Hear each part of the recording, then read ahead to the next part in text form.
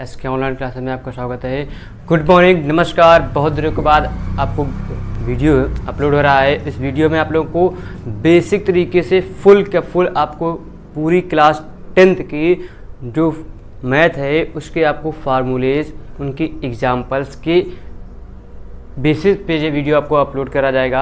आपको वीडियो बनाया जा रहा है। बहुत से बच्चे बोल रहे थे कि सर आप कह रहे हैं कंप्लीट फार्मूले का वीडियो बना दीजिए, तो मैंने आपको बना रहा हूँ। तो कंप्लीट इसमें आपको 1 से कंप्लीट जितना आपका सिलेबस है उतना सिलेबस का आपको यहाँ पर फार्मूले बताए जाएंगे। आपको 1 शॉट में मतलब एक ही वीडियो में पूरी बुक की फार्मूले आपको बताने वाला हूँ मैं। तो आप लोग देखिएगा, एंजॉय कीजिएगा और आप लोग उस फार्मूलों को रिवाइज जरूर कर लीजिएगा, पढ़ लीजिएगा, क्योंकि आपको पेपर में हेल्प मिलेगी। ठीक है, तो आप लोग अच्छे से देखिएगा। तो आप लोगों को कौन सी क्लास का आपको बनाना है? क्लास आपके पास है 10th क्लास की मैथ का जो है हमारे पास क्या है, मैथ की फार्मूला आपको बताएंगे हम। ठीक है, तो आपके पास जो फार्मूला है इस पर से चैप्टर आपके पास चैप्टर बाई चैप्टर आपको बताएंगे। आप लोग टेंशन नहीं लीजिएगा। चैप्टर फर्स्ट में जो आप लोगों के पास है वास्तविक संख्याएं, पहला जो चैप्टर आपके पास है कौन सा है? वास्तविक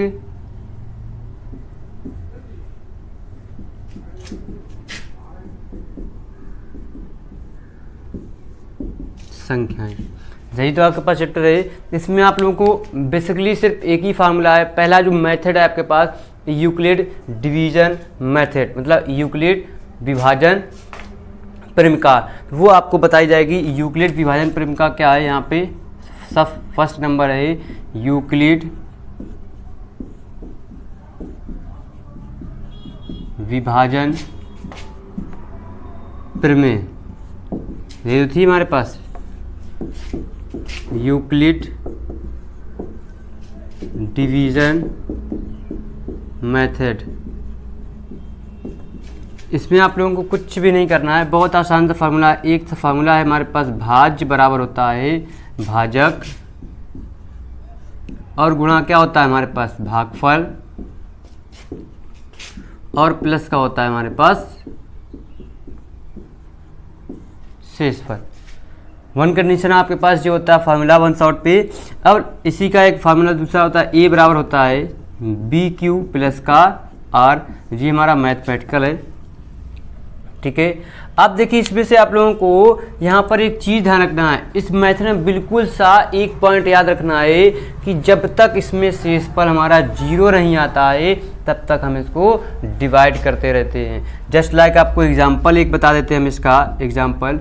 जैसे आपके पास है इसमें 14 और 16 का हमको क्या बताना है? का SCF फाइंड आउट करना है। क्या करना है? SCF बताना है। क्या बताना है? SCF बताना है। अब देखिए SCF बताने के लिए कुछ नहीं करना, पहले तो इसमें से पता करना है हमारे पास वैल्यू कौन सी बड़ी है। ये बड़ी हुई है तो छोटी वाली वैल्यू को हम इसमें डिवाइड करेंगे। ठीक, 4 4 जा होते हैं 16, 4 चौको होते हैं 16। अब देखिए जब जे हमारे पास शेषफल यहाँ पर 0 आ जाएगा तो जो यहाँ पर हमारे पास वैल्यू लिखी होती है उसको हम क्या बना लेते हैं? SCF। तो यहाँ लिख लेंगे अतः 4 का 16 का SCF जो हो जाएगा वो हमारे पास क्या होगा? 4 होगा। जी आपके पास था यूक्लिड विभाजन प्रमेय का फर्स्ट नंबर फार्मूले का आपको बेसिक तरीका बता दिया गया। अब आगे बढ़ते हैं, तो आप इसको क्विक फास्टली स्पीड में नोट कर लीजिए, फिर आगे बढ़ते हैं जल्दी से। ओके, और साथ ही साथ बहुत दिनों के बाद आपके पास वीडियो अपलोड हो रही है, तो आप लोगों को टेंशन नहीं लेना है। थोड़ी सी एरर आ रही है, इस वजह से आपको वीडियो बना नहीं पाए, लेकिन ये भी वीडियो बना रहा हूँ आप लोगों के लिए कि आप लोगों को फ़ायदा हो जाए, आप लोगों का नुकसान ना हो। आप लोग क्या अच्छे से पढ़ लें और आप लोग क्या अच्छे से इसको रिवाइज कर लें। मैथ को फुल का फुल वीडियो 1 शॉर्ट वीडियो में आप लोगों को पूरी की पूरी क्लास आपको मिलेगी। पूरा का पूरा बेसिक मेथड आपको बताएंगे, एक एक फार्मूले का एग्जाम्पल ले करके। तो आप लोग नोट कर चुके होंगे, तो आगे बढ़ते हैं।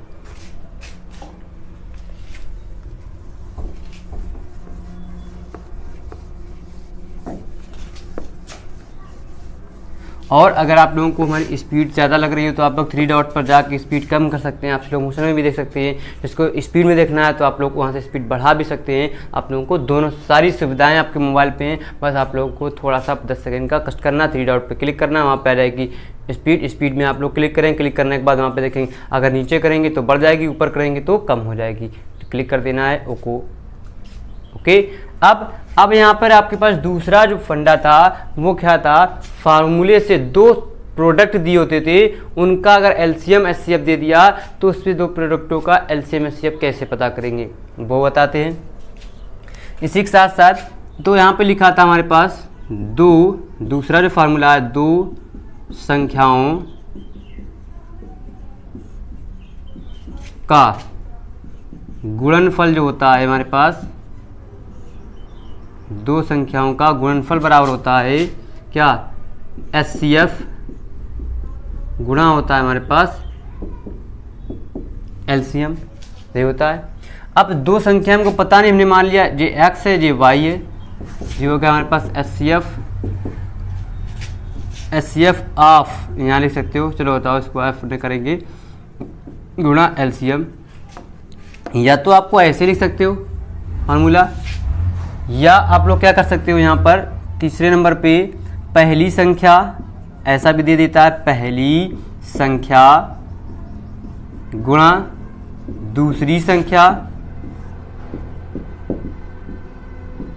बराबर एचसीएफ, मतलब होता है लासा गुणे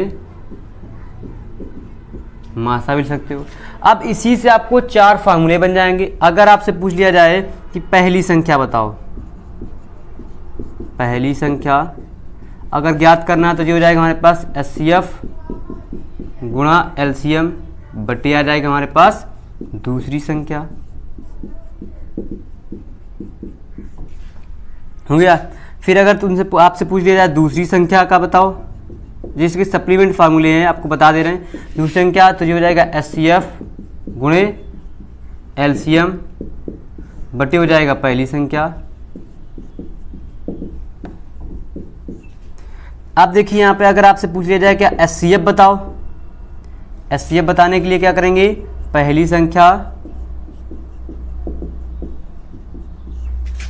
गुणे हो जाएगा दूसरी संख्या, इससे अब बटे में हो जाएगा हमारे पास एलसीएम। ठीक, इसी का एक और होता है जो हमारा एलसीएम अगर निकालना होगा। सारे के सारे आपको फार्मूले बता रहे हैं, बस आपको थोड़ा सा देखना है और अच्छे से समझना है। एलसीएम बराबर हो जाएगा इन दोनों की संख्याओं के बटे में हमारे पास हो जाएगा मासा, यहाँ लिख लेंगे पहली संख्या गुणे दूसरी संख्या बटे हो जाएगा हमारे पास एचसीएफ। इंग्लिश में first number and second number बटी divide by HCF is equal to में एलसीएम। तो ये आपके पास फार्मूले होते हैं, देखिए चौथा, पांचवा, छठवां और ये हो गया आपके पास सातवां। तो ये आपके पास हो गए फार्मूले। देखिए आपके पास एक फार्मूले से इतने फार्मूले आपको मिल गए हैं।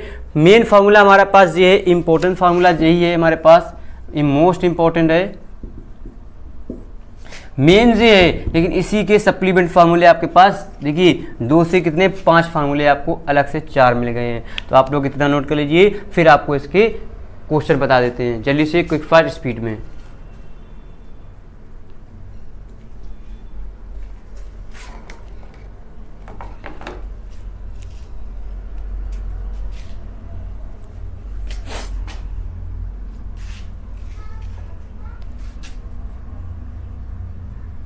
नोट कर चुके होंगे तो जी हम हटा देते हैं यहाँ से।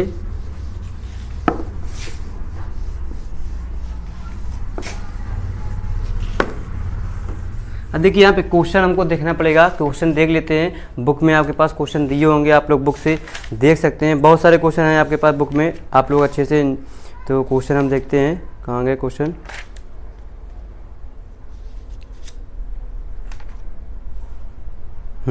जैसे देखिए आपके पास क्वेश्चन लिखा हुआ है एचसीएफ ऑफ, क्वेश्चन है आपके पास, एग्जांपल बता देते हैं आपको। क्वेश्चन है आपके पास HCF ऑफ 252 294, कितना लिखा है 252 और 294 सॉरी का जो ये HCF है वो कितना है हमारे पास, उसने दे दिया हमें क्या 18। तो ज्ञात करना है हमको क्या एलसीएम बताना है, क्या होगा इसका एलसीएम। तो आप हम जानते हैं HCF आप इसका ये पता है ना, एलसीएम पता कर सकते हैं। तो यहाँ लिखेंगे हम जानते हैं कि, या तो पहले लिखेंगे यहाँ पे गिवन, हमें गिवन में दिया क्या है, तो क्वेश्चन दिया हुआ है, तो यहाँ लिखेंगे गिवन। आपको पेपर का पैटर्न भी ऐसे ही करना है, कैसे करना है, गिवन लिखना है। पहले लिख लिया हमने इसका क्या गिवन में लिखेंगे आपको क्या, बहुत अच्छा क्वेश्चन है। यहाँ पे हमें HCF of 252 294 is equal to में 18 और एलसीएम ऑफ हमें निकालना है 252 294 का इज इक्वल टू में क्वेश्चन मार्क। ये आपके पास आस्क में इतनी चीज पूछी गई है, या आप यहाँ हिंदी लिख सकते हो, ज्ञात करना है, दिया है या ज्ञात करना है। अब हम जानते हैं, लिखेंगे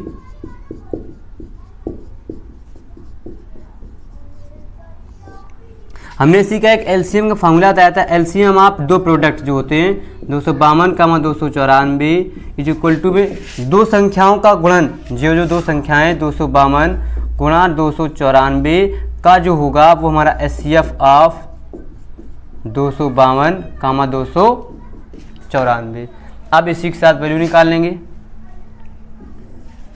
तो जो हो जाएगा हमारे पास यहाँ पर 252 गुणा 294 बटे हो जाएगा 18। अब 18 का हम भाग कर लेते हैं, चाहो तो इस पे भाग करके देख सकते हैं। 18 एकम 18, 7 25, 18 चौको हो जाएंगे 72, तो हो जाएगा 18 एकम 18, 7 25, 18 चौको 72 गुणा हो जाएंगे 294। अब जो हो जाएगा 14 चौको हो जाएंगे 56 की 6। अब देखिए 14 चौको 56 की 6 और 14 नवंजा होते हैं हमारे पास 126 होते हैं ना, 126 और 5 कितने हो जाएंगे 131 की 1 हासिल हो जाएगा हमारे पास 13। अब 14 दूनी 28 और 10 38 और 3 41, तो हमारे पास आंसर क्या आ जाएगा 4116, इसका एलसीएम हो जाएगा। ऐसे आपके पास ये सवाल करना है, हो गए। तो अब आप लोग इसको नोट कर लीजिए। फिर आपके पास चैप्टर में एक टॉपिक और बचता है जो आपके पास 2 नंबर का हर हाल में क्वेश्चन आता है कि सिद्ध कीजिए कि √2 या 3√2 या 2√5 एक अपरमेय संख्या है। अब आपको अपरमेय और परमेय, शांत और अशांत के बारे में भी बताएंगे। जल्दी से नोट कर लीजिए, फिर आगे बढ़ते हैं।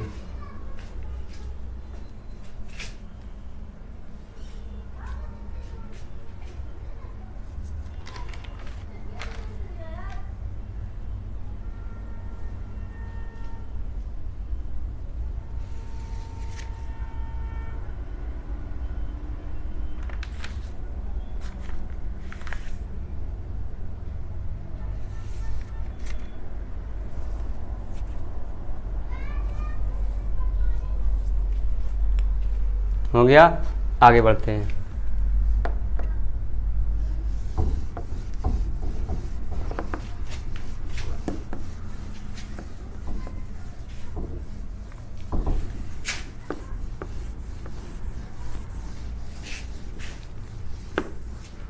देखिए आपको 7 नंबर हो गया।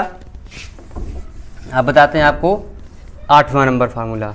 8 नंबर में क्या है हमारे पास, देखिए बहुत आसान है। 8 नंबर में आपको पता करना है कि जो हमारे पास, पहले तो परमेय संख्या बताना है, परमेय संख्या क्या होती है और अपरमेय संख्या क्या होती है।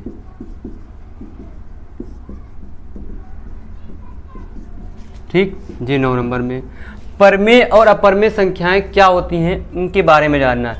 परमेय संख्याएं वो होती हैं जिनका शेषफल 0 होता है, या वो संख्याएं जो p/q जिसमें q does not equal to में 0 होता है, वो परमेय संख्या कहलाती है।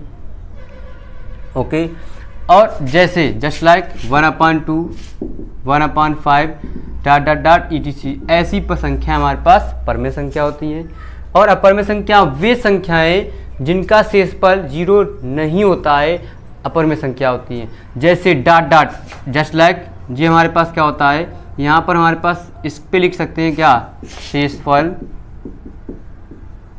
हमारे पास क्या होता है 0, इस पे शेषफल हमारे पास क्या होता है, आपको समझा रहे हैं। बाकी डीपली में आपको मैंने बताया है, प्लेलिस्ट में इसकी एक्सरसाइज वीडियोस अपलोड हैं, आप लोग देखिएगा, स्लाइड करके नीचे जाइएगा, आपको प्लेलिस्ट में क्लास 10th 2022 सॉल्यूशन पूरा लिखा हुआ 21-22 का, आप लोग वहाँ से देख सकते हैं।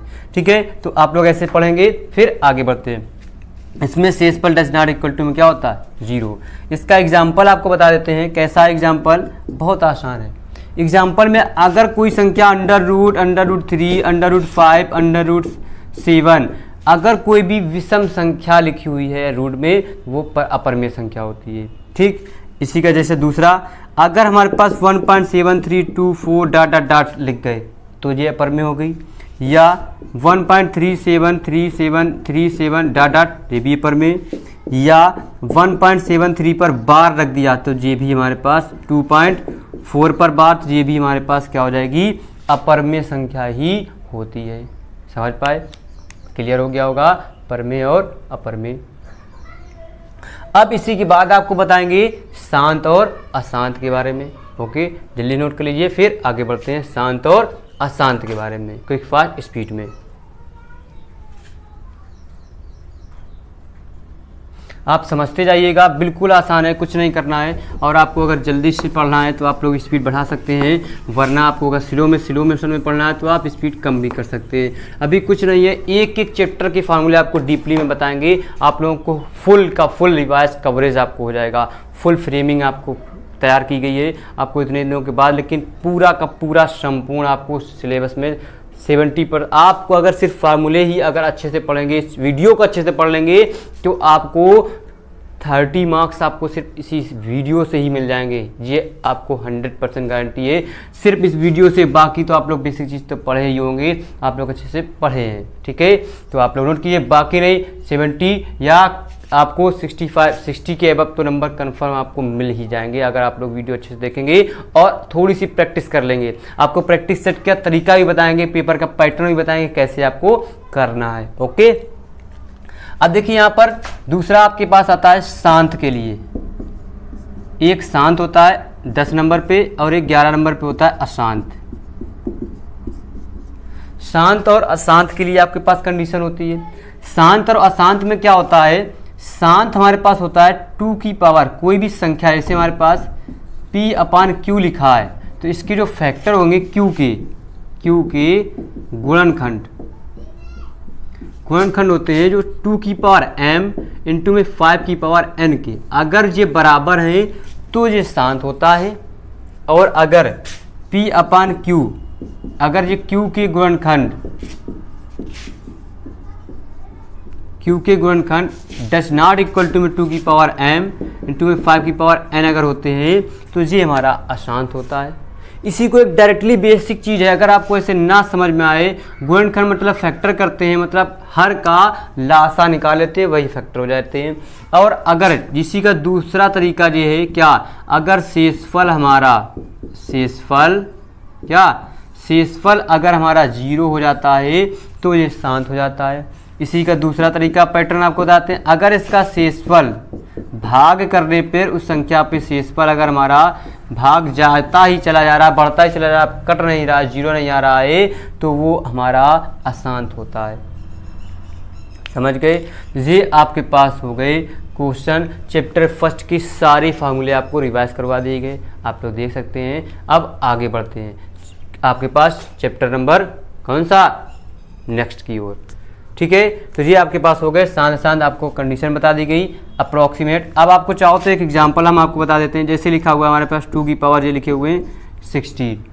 ठीक, अब 16 में इसमें क्या लिखे, हम हर 16 का गुणनखंड करेंगे, 16 के गुणनखंड।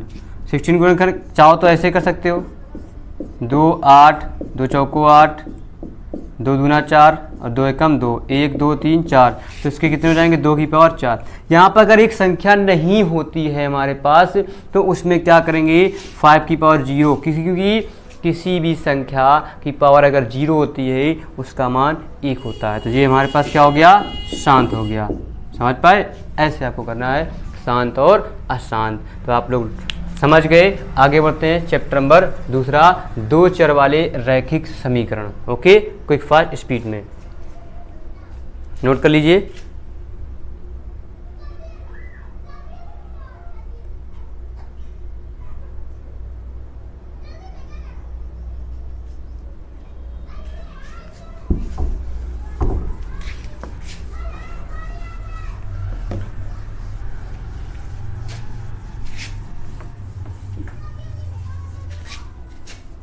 अब आपके पास है चैप्टर नंबर दूसरा,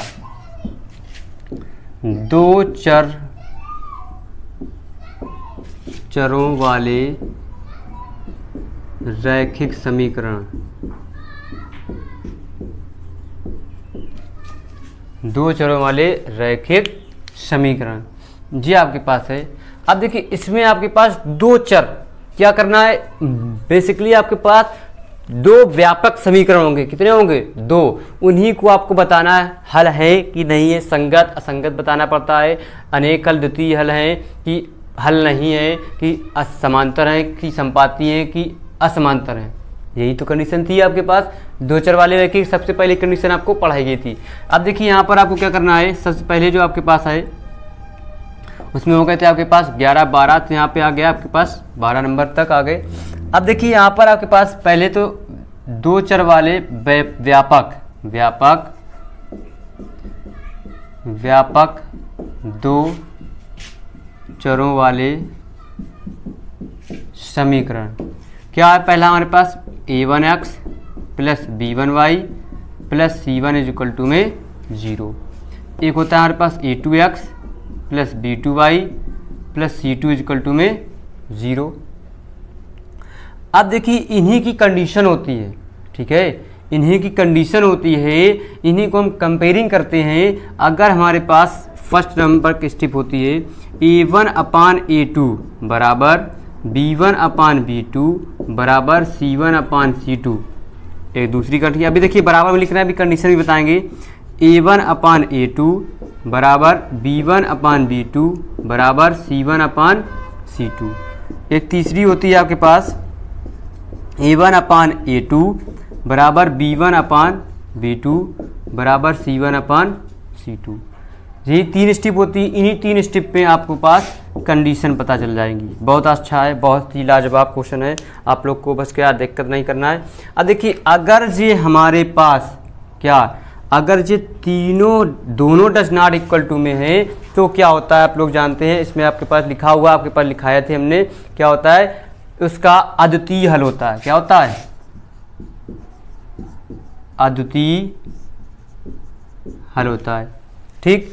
और अगर हमारे पास ये तीनों बराबर होते हैं तो बराबर होता है, तो इसके क्या होते हैं, अनेक हल होते हैं, अनेक हल होते हैं। अगर इसमें से हमारे पास एक बराबर नहीं होता है तो ये क्या, छेदित रेखा होती है या कोई हल नहीं होता। इसका लिख लेंगे, कोई हल नहीं है। ये तो आपके पास मिनिमम कंडीशन हो गई। अब इनको आपको बताना है कि ये प्रतिच्छेदित है कि समांतर है कि नहीं है, आपको बताना है। तो इसमें से हमारे पास ये प्रतिच्छेदित होती है, आपके पास लिख दिया जाता है, और जी वाली क्या होती है हमारे पास, समांतर होती है, और जी होती है हमारे पास असमांतर, और जी होती है हमारे पास संगत, और जी होती है हमारे पास असंगत। ऐसी आपके पास कंडीशन होती है। देखिए ऐसे पॉइंट होते हैं, तीनों पॉइंट आपको लिख दिए गए, आप चाहो तो देख सकते हैं, नोट कर स्क्रीनशॉट लीजिए तीनों फिंगर से, आपको जल्दी से कुछ करने की ज़रूरत भी नहीं पड़ेगी। हो गया, आगे बढ़ते हैं।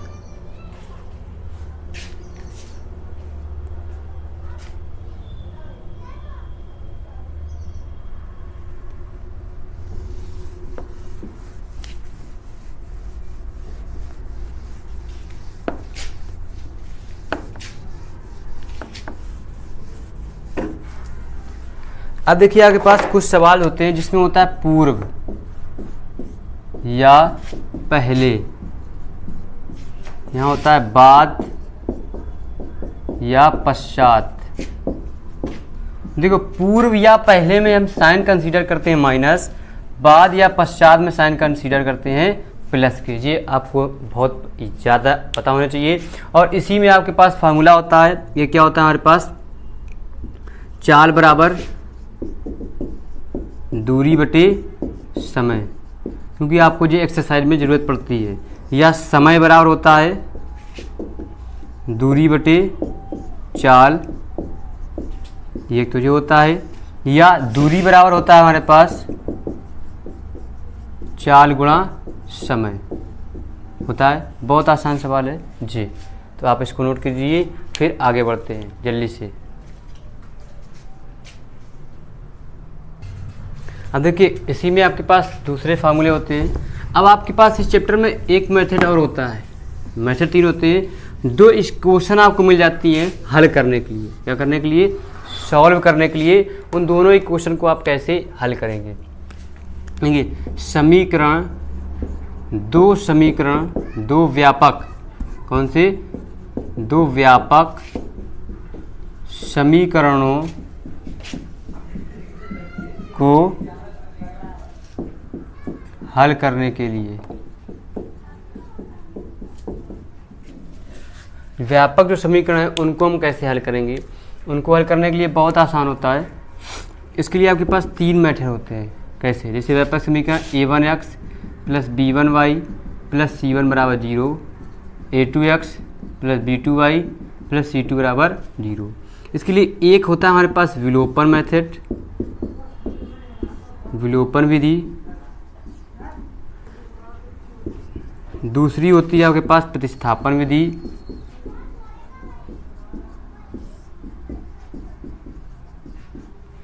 तीसरी होती है आपके पास वज्र गुणन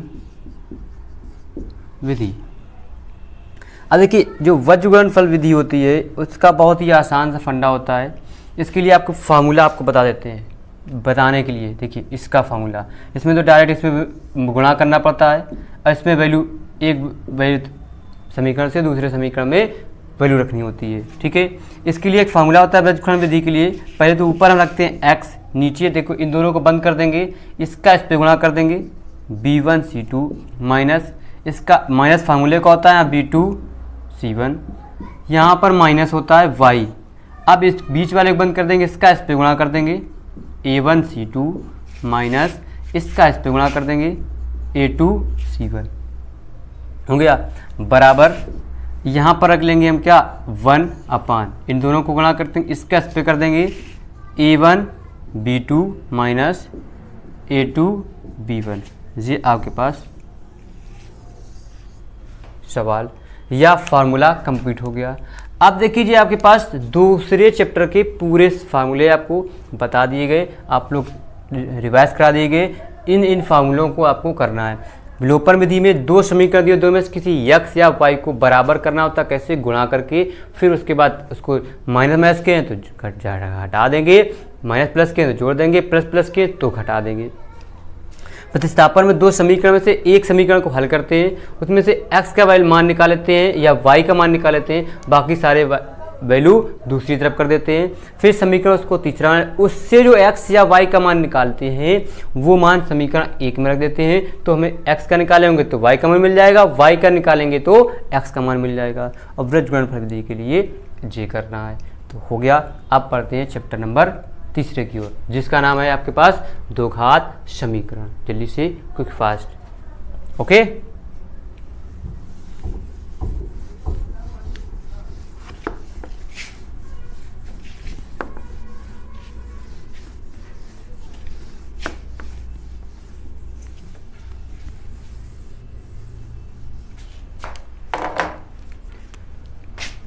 अब देखिए चैप्टर नंबर 3 जिसका नाम है द्विघात समीकरण।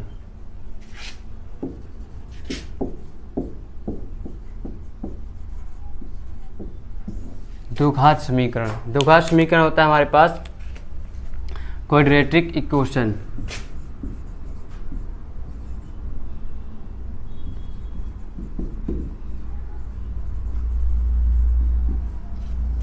Quadratic equation. अब देखिए इसमें से आप लोगों को क्या करना है, इसमें पहले आपको पता होना चाहिए एक जनरल या व्यापक दो घात समीकरण होता है हमारे पास, इसको बोलते हैं ax² + bx + c बराबर 0 होता है। ठीक, इसके लिए आप लोगों को इसमें कुछ फार्मूलों की ज़रूरत पड़ती है। कैसे? जैसे हमारे पास इंपॉर्टेंट फार्मूले क्या होता है, a + b का आपके पास होल स्क्वायर क्या होता है, a² + b² प्लस का 2ab, आपको इनकी ज़रूरत पड़ेगी। यहाँ पर होता है फिर a - b का whole square, a² + b² minus का 2ab। यहाँ पर फिर होता है a² - b², जो होते हैं a प्लस का b, और एक होता है a माइनस का b। ओके, फिर होता है a + b का होल क्यूब, ये होता है a³ + b³ प्लस का 3ab इंटू में a प्लस का b। यहाँ होता है हमारे पास a - b का whole cube, a³ - b³ - 3ab into में a माइनस का b। और यहाँ होता है हमारा a³ प्लस का b³, a³ + b³ में a + b का बाहर कर लेते हैं प्लस में, बाकी अंदर हो जाता है a² + b² माइनस का ab। a³ - b³ के लिए जो होता है यहाँ ब्रैकेट में बाहर माइनस होता है, अंदर a² + b² प्लस का ab। एक और फार्मूला होता है हमारा a + b + c का होल क्यूब, जो होता है हमारे पास a² + b² + c² plus 2ab plus 2bc plus 2ca। ये आपके पास फार्मूले होते हैं जो आपको इम्पोर्टेंट फार्मूले हैं, जो आपको ज़रूरत पड़ेगी इनको लगाने के लिए। तो आप लोग इनको भी रिवाइज़ करवा दिए हैं, क्योंकि आप लोग इनको कर सकते हैं। आप लोगों को ये हम बता चुके हैं, आपको जनरली ये याद भी होंगे, लेकिन हमने आपको फिर से लिखा है क्योंकि आपको कोई चीज़ छूटी नहीं चाहिए, आपको सारी की सारी चीज़ पता होनी चाहिए। ठीक है, फिर आपके पास इसमें एक फार्मूला होता है जो होता है आपके पास क्या, विविधकर का,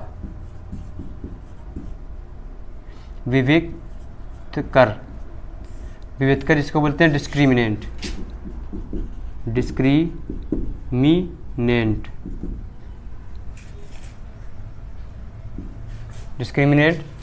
थोड़ी सी इंग्लिश थोड़ी सी शायद गड़बड़ हो सकती है, डिस्क्रिमिनेंट सही है। आप देखिए यहाँ पे हमारे पास इसके लिए फार्मूला होता है d में b² माइनस का 4ac, ये कंडीशन होती है। ठीक, तो अब इस फार्मूले के बेसिस पर हमें वैल्यू निकालनी पड़ती है। वह इसमें पता करते हैं हम मूल समान है, मूल कैसे हैं, मूलों की प्रकृति क्या है, मूलों का नेचर क्या है, ये सारी चीज़ें हम इस पर जानते हैं। ठीक है, तो ये आपको पता है। ठीक, तो आप लोग इतने नोट कर लीजिए फिर, क्योंकि वहाँ पर हमें एक लाइन पे हो नहीं पाएगा, इस तरह के हम करते हैं। जल्दी से नोट कर लीजिए, फिर आगे बढ़ते हैं क्विक फास्ट स्पीड में।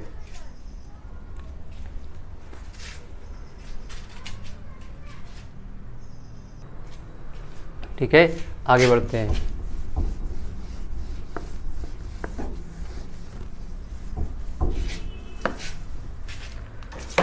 अब देखिए इसके लिए क्या होता है, d अगर हमारे पास ग्रेटर देन 0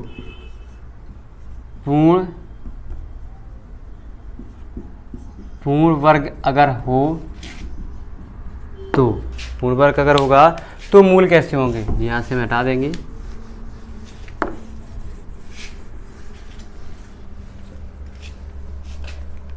अगर पूर्ण वर्ग है तो मूल, पूर्ण वर्ग हो तो मूल हमारे पास क्या होंगे, वास्तविक, परिमेय और समान होंगे। समझ पाए? और अगर इसी कंडीशन एक और इसी में होती, दो कंडीशन होती हैं। अगर जी हमारे पास 0 पूर्ण वर्ग ना हो तो मूल वास्तविक तो होंगे, मूल वास्तविक, लेकिन क्या होंगे, अपरिमेय समान होंगे, अपरिमेय और असमान। अब यहीं पे अगर d हमारे पास तीसरे नंबर पे बराबर 0 है तो मूल क्या होंगे, वास्तविक और क्या हो जाएगा, समान होंगे, मतलब वास्तविक और समान होंगे।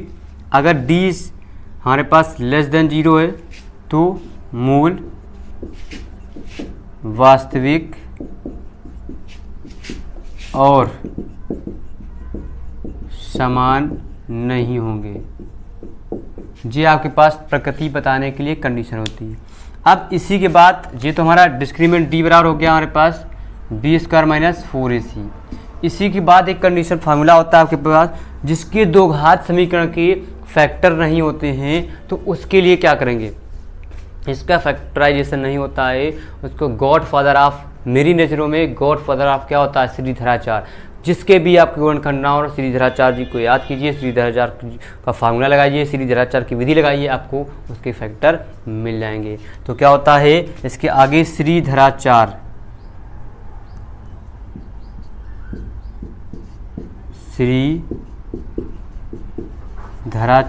का सूत्र।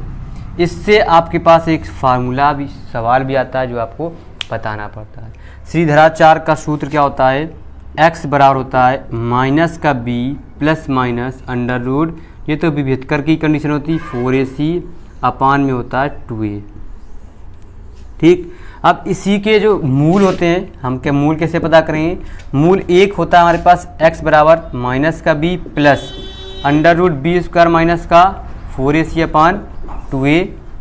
ठीक, और दूसरा हमारे पास क्या होता है, x बराबर हो जाता है माइनस का b माइनस का under root B square minus का 4ac अपान 2a। जी प्लस माइनस के दो आपके पास मूल x के मान पता चल जाते हैं। ये आपके पास हो गया चैप्टर 3 के फार्मूले। इतने ही फार्मूले में सारी चीज़ समाप्त हो जाएगी, आपका चैप्टर भी समाप्त हो जाएगा। तो आप इतना सा जल्दी से एक बार रफली आप लोग इसको देख लीजिए, हट जाते हैं, आप स्क्रीनशॉट लीजिए, जिससे आपको लिखने में, पढ़ने में, एग्जाम के टाइम क्विक रिवीजन स्लाइड कर करके आप लोग पढ़ सकते हैं। वीडियो ना देखने, वीडियो 1.5 से ज़्यादा भी हो सकता है, 1 आवर से भी ज़्यादा हो सकता बना है, इस वजह से आप लोगों को क्या जल्दी से क्विक फास्टली में देख सकते हैं। जल्दी से आप लोग स्क्रीनशॉट लीजिए, आगे बढ़ते हैं।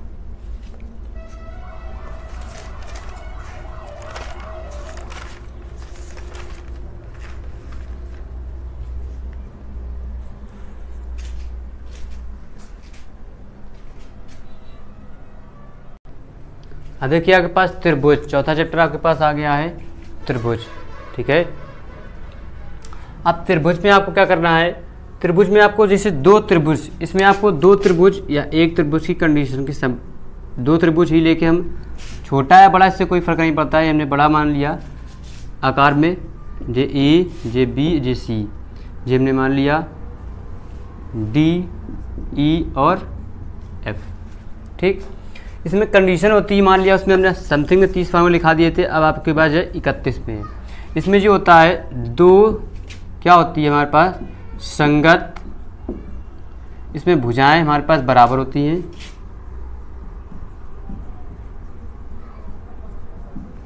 बराबर हों, या 32 में दो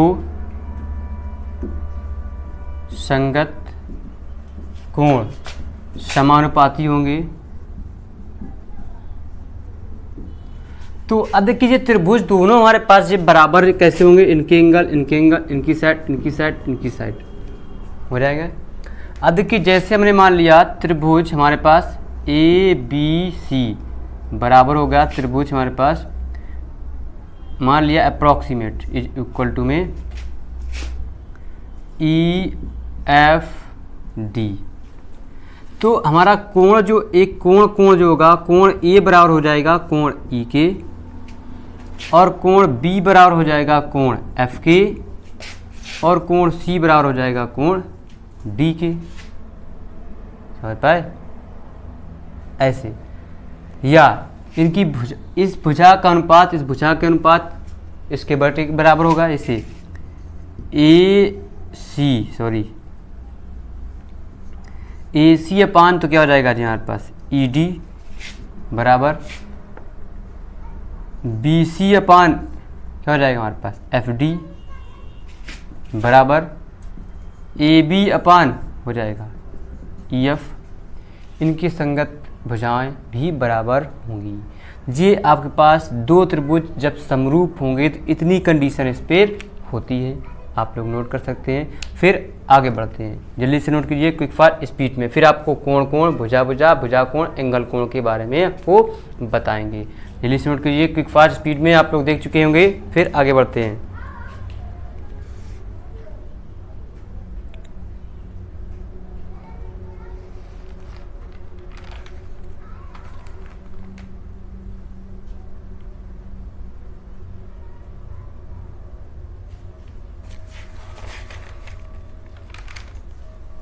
हो गए आगे।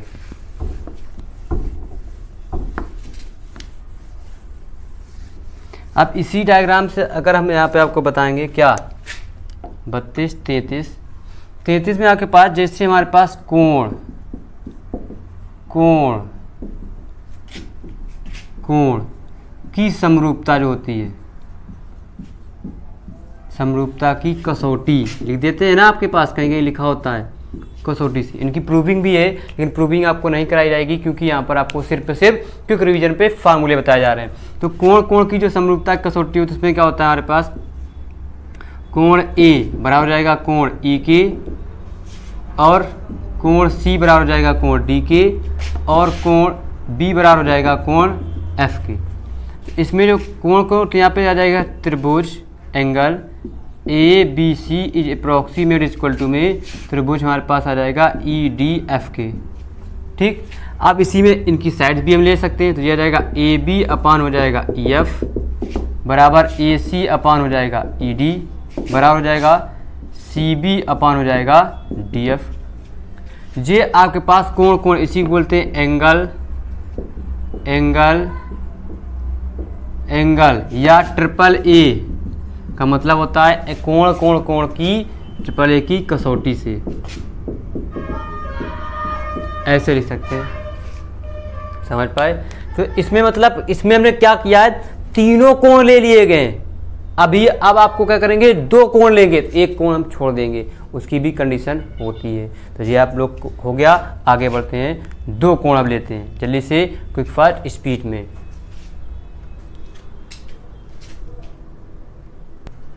हो गए। अब देखिए यहाँ पे आपके पास आ जाएगा कोण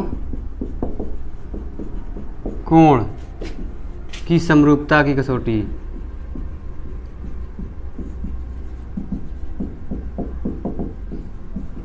अब देखिए कोण कोण में आ जाएगा त्रिभुज A B C approximate is equal to में त्रिभुज डी ई एफ। अब इसमें दो कोण ले लेते हैं हम, क्या, कोण ए बराबर हो जाएगा हमारे पास कोण डी के, और ले लेंगे कोण बी बराबर हो जाएगा कोण ई के। तो इसमें ले सकते हैं हम ए बी अपान हो जाएगा डी ई बराबर ए सी अपान हो जाएगा हमारे पास डी एफ। इसी में 35 नंबर पे आ जाएगा हमारे पास भुजा भुजा भुजा की समरूपता। अब भुजा मतलब इसी एंगल में साइड साइड तो जाएंगे त्रिभुज A B C is approximate equal to त्रिभुज डी ई एफ। अब इसमें हमारे साइड साइड बराबर हो जाएंगी, तो ये जाएगा हमारे पास ए बी अपान हो जाएगा डी ई बराबर ए सी अपान हो जाएगा डी एफ बराबर बी सी अपान हो जाएगा ई एफ। इसमें जब भुजा भुजा के समान होंगी तो हम ये कंडीशन लगाएंगे। इसी में और होता है हमारे पास 36 नंबर पे, क्या हो जाएगा, भुजा कोण। और अगर भुजा आपसे पूछा जाएगा कि समरूपता, भुजा कोण भुजा की समरूपता अगर पूछी जाएगी तो क्या करेंगे, भुजा कोण भुजा की समरूपता के लिए आपको क्या करना है, बहुत आसान है, बहुत ही सिंपल है, कोई दिक्कत कोई परेशानी नहीं होगी आपको। इसमें आपको करना है भुजा कोण भुजा में हमारे पास दो कोण बराबर करेंगे और एक साइड बराबर कर लेंगे, वही भुजा कोण भुजा की कंडीशन हो जाएगी हमारे पास। ठीक है, तो अब आ जाएगा त्रिभुज ए बी सी अप्रॉक्सीमेट त्रिभुज, क्या हो जाएगा हमारे पास डी ई एफ। यहाँ पे हम कर लेंगे कोण ए बराबर कर लेंगे कोण बी। तो आप कर लिए जो ये कोण बनाए थे इसकी साइड इसकी साइड हमारे पास रेशियो में बराबर हो जाएंगी। जो हो जाएगा ए बी अपान हो जाएगा डी ई बराबर हो जाएगा ए सी अपान हो जाएगा डी एफ। यही आपके पास कंडीशन हो जाएंगी। ये आपके पास हो गया इतने। अब आगे बढ़ते हैं 37 नंबर फार्मूले की ओर। अग्रेसिव होते हैं, बढ़ते हैं, मूव करते हैं। अब इस त्रिभुज में आपको कंडीशन आती है, इसमें वैल्यू निकालना होती है। अब इसके बाद आती है थेल्स की प्रमेय। थेल्स प्रमेय की प्रूविंग भी होगी, थेल्स प्रमेय आपको बताई भी जाएगी। तो आप लोग आपको बताते हैं आगे नेक्स्ट सेशन मतलब नहीं, मतलब अभी बताएंगे आपको, बस कुछ क्षणों के बाद। इसको जल्दी से नोट कर लीजिए।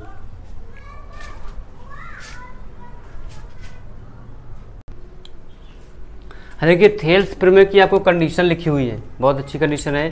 थेल्स प्रमेय आपके पास देखिए, एक त्रिभुज के अंदर एक और त्रिभुज बना होता है, जिसमें पे से जो डी ई अब पैरेलल हो जाएगा हमारे पास बी सी समथिंग में होता है। इसे देखो लिखा है थेल्स की प्रमेय से ए बी सी में डी ई पैरेलल क्या होता है हमारे पास, बी सी होता है। इसमें कंडीशन होती है हमारे पास, देखिए 37 के हैं। अब देखिए ए डी जो एक भुजा है, ए डी अपान जो हो जाएगा हमारे पास डी बी, इसके जो किसके बट्टे में हो जाएगा, ए ई अपान ई सी के बराबर हो जाएगा। ठीक, फिर होता है A D upon A B. अब पहले हमने फिर इसको ले लिया, अब इसको पूरी साइड ले ली, तो इधर बराबर हो जाएगा ए ई अपान ए सी हो जाएगा। फिर जो हमारा ए बी अपान उल्टा डी बी भी कर सकते हैं, बराबर ए सी अपान ए ई भी कर सकते हैं। यही आपके पास थेल्स थ्योरम की कंडीशन होती हैं, आपको इसको पता होनी चाहिए। अब एक मोस्ट इंपॉर्टेंट फार्मूला है, त्रिभुज ए बी सी का क्षेत्रफल का अनुपात त्रिभुज एक और पी क्यू आर का क्षेत्रफल जो बराबर होता है क्या होता है। आपको एक नंबर में फार्मूले से, सिर्फ फार्मूले बेसिस पे इस त्रिभुज से सवाल पूछ लिए जाते हैं। तो कैसे करेंगे उनको भी बताते हैं। जल्दी से इसको आप लोग नोट कर चुके, आगे बढ़ते हैं।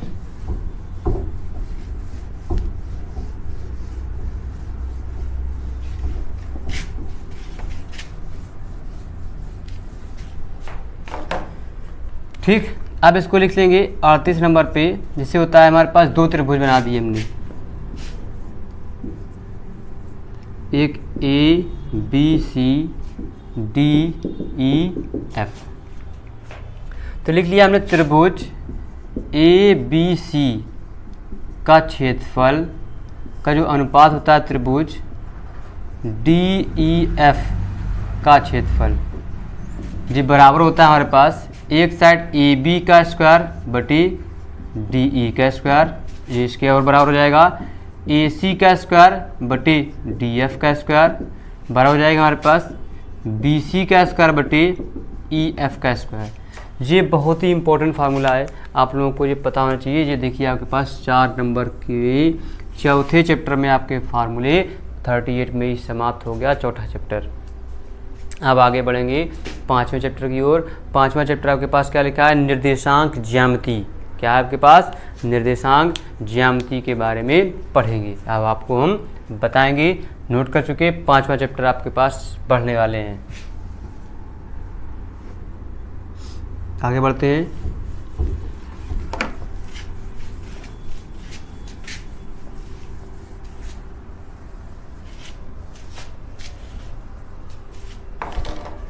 पाँच नंबर चैप्टर है आपके पास निर्देशांक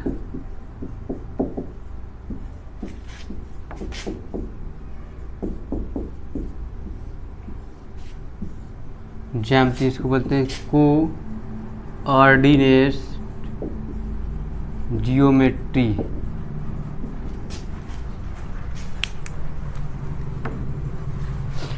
अब देखिए यहाँ पर निर्देशांक ज्यामिति, पहले तो सबसे पहले एक फार्मूला होता है मूल बिंदु से जाने वाली रेखा का समीकरण। मूल बिंदु से, जैसे हमने फर्स्ट नंबर यहाँ पे 39 पर आ जाएगा हमारे पास, मूल बिंदु किससे, मूल बिंदु से हमारे पास रेखा का जो समीकरण होता है वो बताना होता है। बीच की दूरी, मूल बिंदु के निर्देशांक क्या होते हैं, मूल बिंदु के निर्देशांक 0, इसमें जो पहला होता है वो हमारा x होता है, दूसरा y होता है। अब अगर तुमसे पूछ लिया जाए कि 40 पे दो बिंदु x1, y1 तथा x2, y2 के बीच की दूरी बीच की दूरी हमने मान ली क्या होती है, d। इसका अगर बीच की दूरी का जो फार्मूला होगा वो कैसे लगाएंगे, वो कैसे आपको पता चलना चाहिए।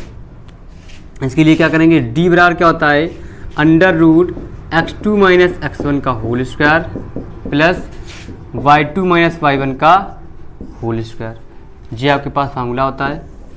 ठीक, अब 41 पे अगर मूल बिंदु व x1 कामा y1, मूल बिंदु व बिंदु x1 कामा y1 से y1 के बीच की अगर दूरी तुमसे पूछ ली जाए तब क्या करेंगे, तब d बराबर होता है अंडर रूट x1 का स्क्वायर प्लस y1 का स्क्वायर कर देंगे। या यहीं पर आपको कहीं कहीं दूसरी तरीके से फॉर्मूला क्या बता देते थे, x square plus y square भी लिख सकते हैं, दोनों सही है। हो गए, नोट कर लीजिए, आप स्क्रीनशॉट लीजिए, नोट करने की जरूरत ही नहीं है। और आप इस वीडियो को 2 बार 3 बार, एक बार तो कंफर्म 2 बार, अगर टाइम मिले तो आप एक बार पहले पूरा डीपली में देखिएगा, उसके बाद आप 1.5 या 2.0 की स्पीड से भी आप इसको रिवाइज कर सकते हैं, देख सकते हैं। आपके पास 1 घंटे से ऊपर का अगर वीडियो है, बहुत ज़्यादा 10 से 15 मिनट लगेंगे आपको, 2 या 1.5 पे देखेंगे तो आपको स्पीड में दिख जाएंगे सारे के सारे फार्मूले। तो आप लोग जल्दी से नोट कीजिए, फिर आगे बढ़ते हैं। नेक्स्ट आपके पास फार्मूले क्या थे।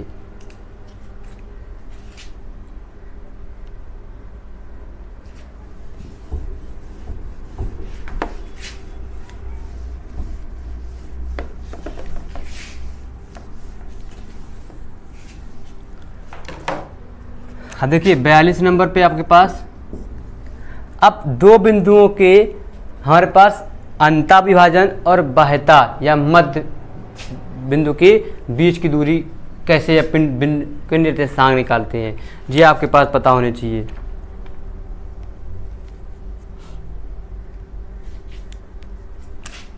जैसे हमारे पास 2 बिंदु दे दिए, क्या दे दिए, 2 बिंदु x1 कामा y1 व x2 कामा y2 के अनुपात भी तुमको दे दिए, अनुपात m1 अनुपात m2 है। ठीक, अब इसमें आपको कंडीशन होती है क्या, कंडीशन फर्स्ट में आपके पास इसे इसमें बाह्यता विभाजन, क्या 43 नंबर पे अगर हम लिखेंगे बाह्यता विभाजन। ठीक, बाह्यता विभाजन के लिए या मध्य विभाजन के लिए अगर जो फार्मूला होता है निर्देशांक,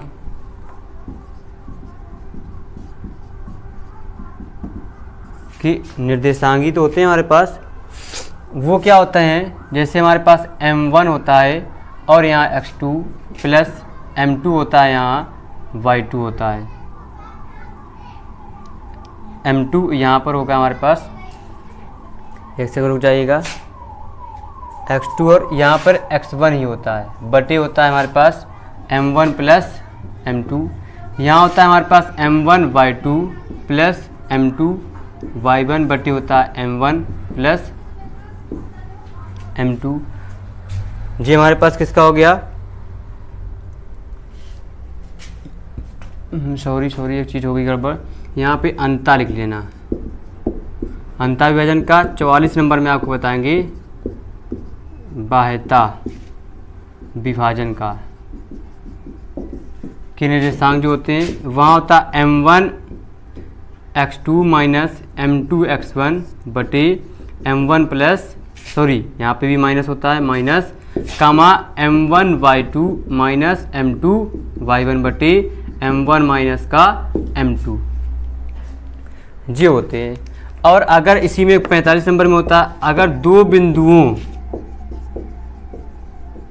बिंदुओं x1 कामा y1 व x2 कामा y2 के मध्य बिंदु के निर्देशांक अगर पूछ लिए जाएं,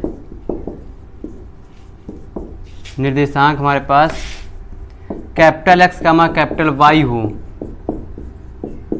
तो क्या होगा, तो जी होता है capital X comma capital Y is equal to में होता है x1 प्लस x2 बटे 2 कामा y1 प्लस y2 बटे 2, जी आपके पास होता है ऐसे। तो आप इसको नोट कीजिए, आप स्क्रीनशॉट लीजिए, हम यहाँ से हट जाते हैं स्क्रीन से, आप लोगों को आसानी रहेगी। जल्दी से क्विक फास्ट।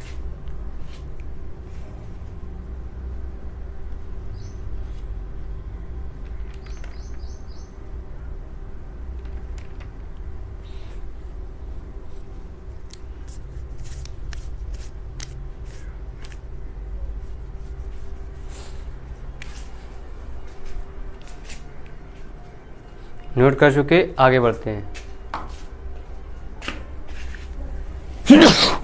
सॉरी,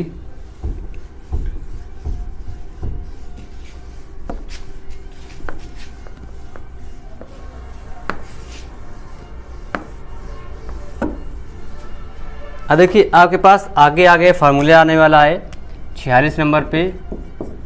एक होता है समदूरस्थ।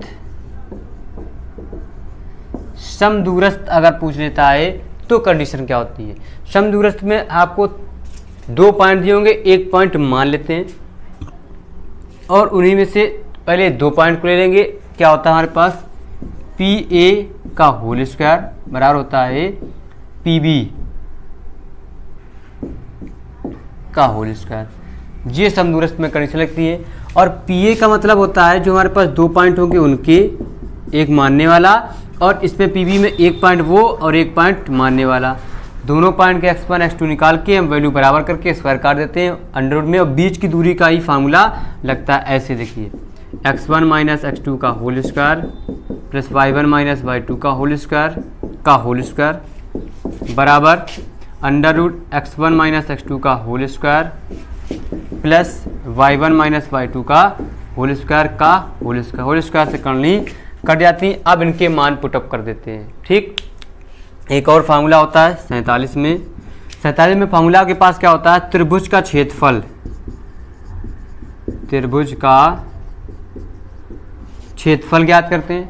क्षेत्रफल कैसे ज्ञात करते हैं? आपके पास बहुत आसान है, इसकी आपको पीडीएफ भी दे देंगे हम, आप लोग टेंशन नहीं लीजिएगा, पीडीएफ के थ्रू भी पढ़ सकते हैं। ठीक है, बस आप लोग इसको देखिएगा जरूर। अब त्रिभुज का जो क्षेत्रफल है, क्षेत्रफल में क्या है आपके पास?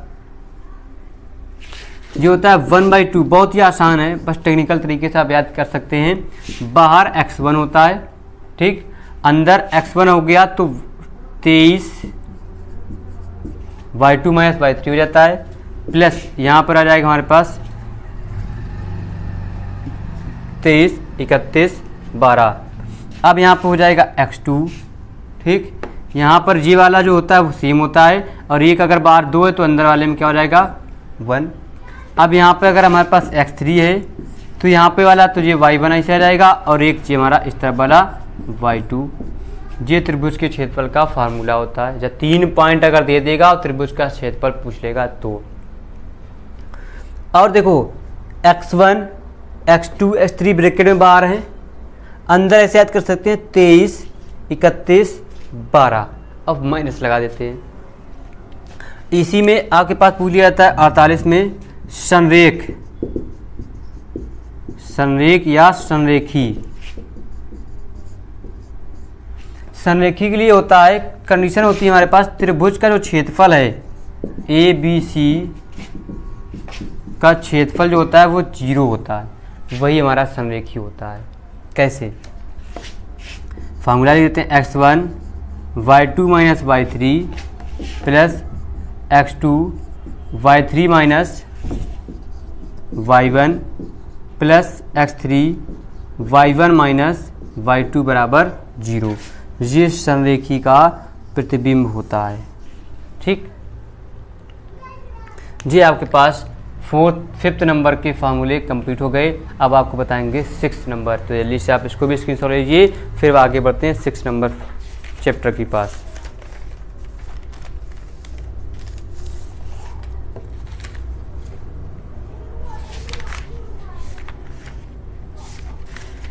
सिक्स नंबर में आपका चैप्टर त्रिकोणमिति का परिचय। ओके, आगे बढ़ते हैं।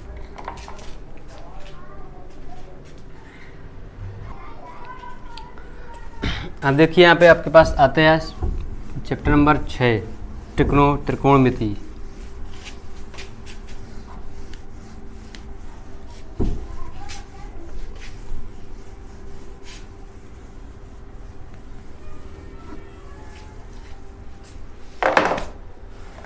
आपके पास है अध्याय या चैप्टर है हमारे पास, यहाँ अध्याय भी लिख सकते हैं आप लोग। अध्याय 6 त्रिकोणमिति।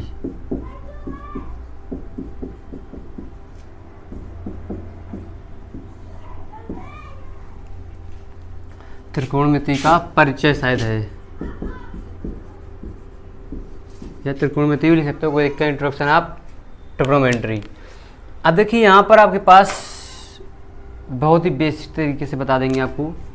यहाँ पर आपके पास मान लिया एक जे हमारे पास लंब है, जे हमारे पास आधार, जे धरती से जुड़ा होता है, जे हमारे पास सीढ़ी लगा देते हैं जैसे वैसे। ये 90 एंगल का कोण होता है हमारे पास। 90 की जो सामने वाली भुजा होती है वो कर्ण होती है, हिंदी में, इंग्लिश में हाइपोटेनियस।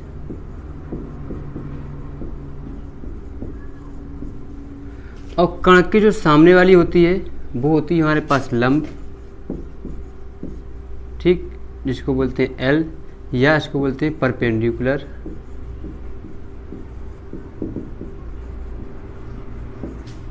ठीक। और जो एक बचती है नीचे वो होता है हमारे पास आधार। आधार इसको बोलते हैं बेस, इसको बोलते हैं ए। जी हमने ए बी सी पॉइंट मान ली। अब इसी त्रिभुज में ही पूरा खेल है, इसी त्रिभुज से ही कम से कम बहुत सारे फार्मूले पता चल जाएंगे। तो 49 नंबर का मोस्ट इम्पोर्टेंट फार्मूला जो होगा वो होता है, आप लोग पढ़े होंगे, लाल बटे कक्का, पढ़े हो ना। एक इसी के साथ होता है लाल बटे कक्का, पाकिस्तान भूखा प्यासा, और ये होता है हिंदुस्तान हरा भरा। ठीक। अब इसी में से आपके पास जो पहला होता है ऐसे वाला, जो ऐसे होंगे और जो ऐसे होंगे, ऐसे कैसे, ठीक है, ट्रिक से। तो ये होता है हमारे पास साइन थीटा बराबर होता है लंब बटे कर्ण, इंग्लिश में होता है बी परपेंडिकुलर बटे हाइपोटेनियस। और इसी का कॉस थीटा बराबर होता है हमारे पास आधार बटे कर्ण, और ये होता है हमारे पास बेस बटे हाइपोटेनियस। टेन थीटा बराबर होता है हमारे पास लंब बटे आधार, जो होता है बेस परपेंडिकुलर बटे बेस। इसी के कंपोनेंट मतलब ये 50, 51, 52।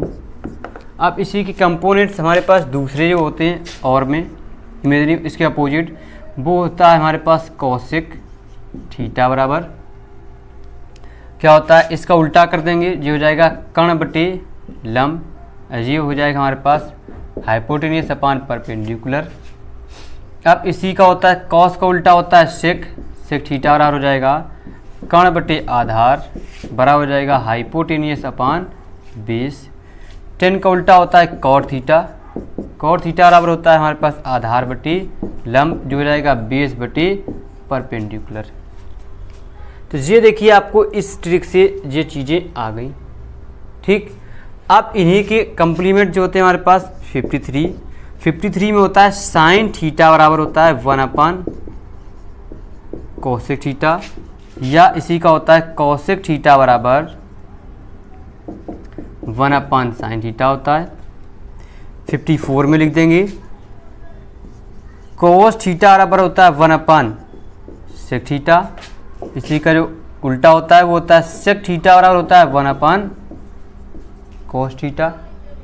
अब 55 में हो जाता है हमारे पास टेन थीटा बराबर होता है 1 अपान कॉट थीटा, तो कॉट थीटा बराबर हो जाएगा 1 अपान टेन थीटा।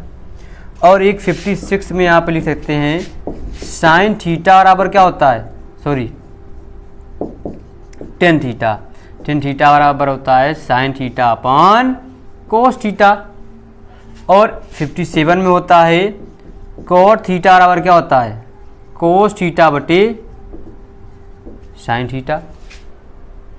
ये 57 पे इतने आपको फार्मूले ट्रिग्नोमेट्री में बेसिक बिल्कुल इन दोनों से बन गए, अपोजिट एंड उल्टा और सीधे, उल्टे और सीधे दोनों बन गए।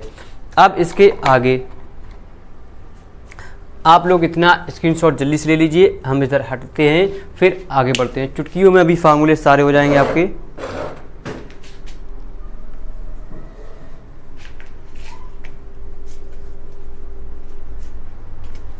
ले लिए आप लोगों ने स्क्रीनशॉट, आपको पढ़ने में आसानी रहेगी, सुविधा रहेगी। ओके, आगे बढ़ते हैं।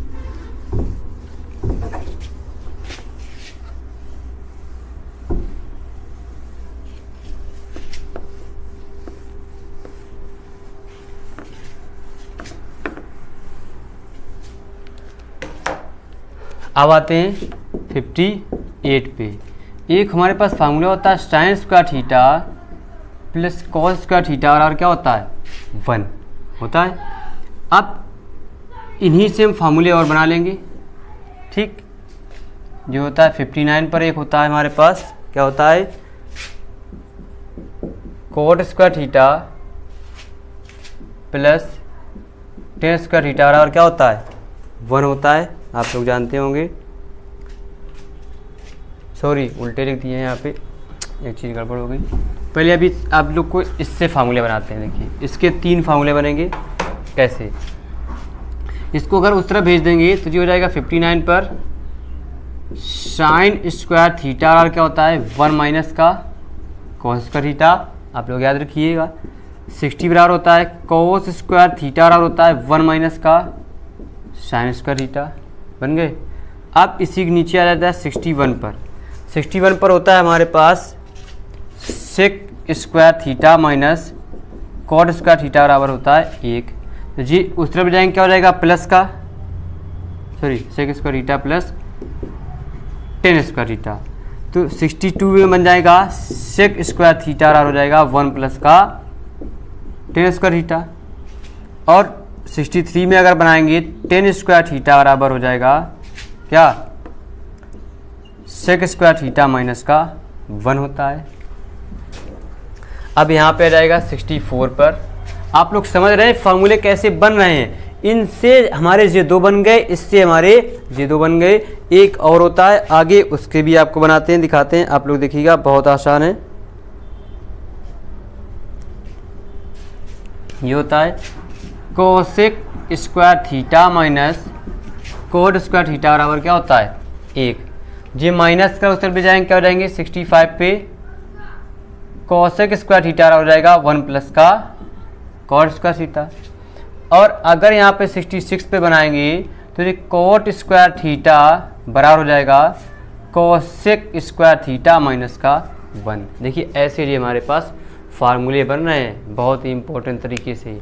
मोस्ट इम्पोर्टेंट फार्मूले आपको बताए जा रहे हैं एक ही पिक्चर में, एक ही वीडियो में, बहुत ही डीपली में डिफाइन करके। इतने आप नोट कीजिए, फिर आगे बढ़ते हैं। इसी से आपके फार्मूले बस इतने हो गए, काम खत्म हो जाएगा। इतने ही फार्मूले हैं। अब इस पे आपके पास आ जाएगा 67 पे एक होता है साइन 90 माइनस का थीटा, क्या होता है कॉस थीटा, और साइन सॉरी कॉस 90 माइनस का थीटा क्या होता है साइन थीटा। टेन 90 माइनस का थीटा क्या होता है कॉट थीटा। कॉट 90 माइनस का थीटा क्या होता है टेन थीटा। और सेक 90 माइनस का थीटा क्या होता है कोसेक थीटा। और होता है हमारे पास कोसेक 90 माइनस का थीटा क्या होता है सेक थीटा। ये हो गए 68, 69, 70 और 71, और ये हो गया 72 का फार्मूला। तो ये आपके पास ट्रिग्नोमेट्री में ही सबसे ज़्यादा फार्मूले आपको बता दिए गए। सबसे ज़्यादा होते ही क्या करोगे, लेकिन ये फार्मूले अगर आपको याद है, ट्रिग्नोमेट्री का कोई भी सवाल आपसे बच नहीं सकता, छूट नहीं सकता, आप सारे कर सकते हैं। बस आप लोग ये फार्मूले जल्दी से स्क्रीनशॉट ले लीजिए। आप लोग एक बार बहुत ज़्यादा 1 से 1.5 घंटे लगेंगे, लेकिन आप अगर ये फार्मूले लिख लेंगे, रिवाइज कर लेंगे, तो आपको बहुत ही आसानी रहेगी करने में। जल्दी नोट कर लीजिए, फिर आगे बढ़ते हैं।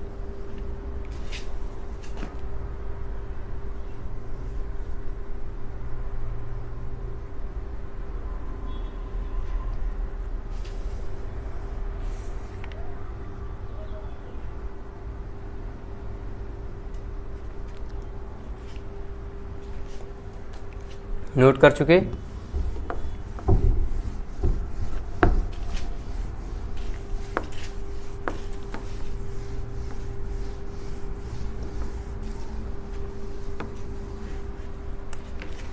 अब लिखेंगे 73।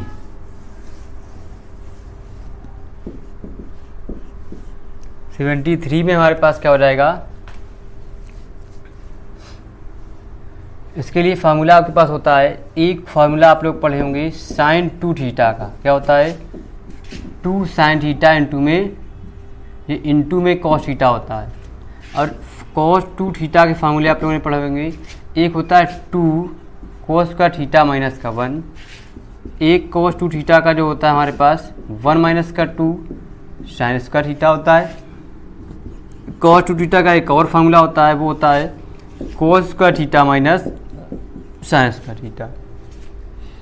अब इसी के सप्लीमेंट हमारे पास सिर्फ साइन थीटा का फार्मूला अगर तुमसे पूछ लिया जाए, या पूछ लिया जाए, होगा 73, 74, 75, 76।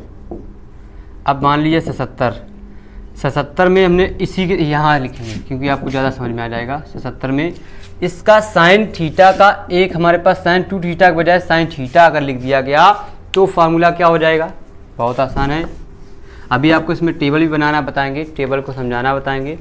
तो इसमें आपके पास क्या हो जाएगा, जो हो जाएगा 2 साइन यहाँ थीटा बाई 2 इंटू में कॉस थीटा बाई 2 कर देंगे। अगर यहाँ पे कॉस थीटा का फॉर्मूला पूछ लिया गया तो जो हो जाएगा 2 कॉस का थीटा बाई 2 माइनस 1, और कॉस थीटा का अगर और फार्मूला पूछ लिया गया तो 1 माइनस का 2 साइन स्क्वायर थीटा बाई 2 हो जाएगा। अगर और कॉस थीटा का पूछ लिया गया तो कॉस का थीटा बाई 2 माइनस का साइन स्क्वायर थीटा बाई 2। जी आपके पास फार्मूले जो हो जाएंगे 78, 79 और जी हो गए 80। पहुँच गए 80 तक, जी हो गए, सारे हो गए। अब आपको बचा है क्या, टेबल साइन 30 कोस 30 का मान कैसे बताते हैं। मैंने आपको ट्रिकी वीडियोस में आपको प्लेलिस्ट में अवेलेबल है, आप लोग वहाँ से देख सकते हैं, लेकिन फिर बता रहे हैं आप लोग फिर से इसको देखेंगे और लगाएंगे। जल्दी से क्विक फाइल्स को नोट कर लीजिए, फिर आगे बढ़ते हैं।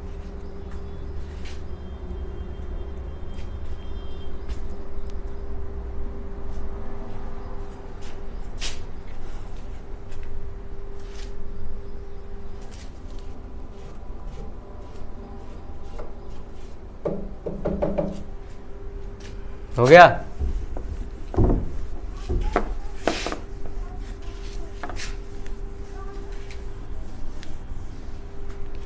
अब 81 पर आपको बनाते हैं टेबल। यहाँ पर हम ऐसे लाइन खींच लेंगे, यहाँ पर ऐसे कर देंगे, और यहाँ पर एक लाइन और खींचेंगे ऐसे, बहुत आसानी के साथ में ऐसे।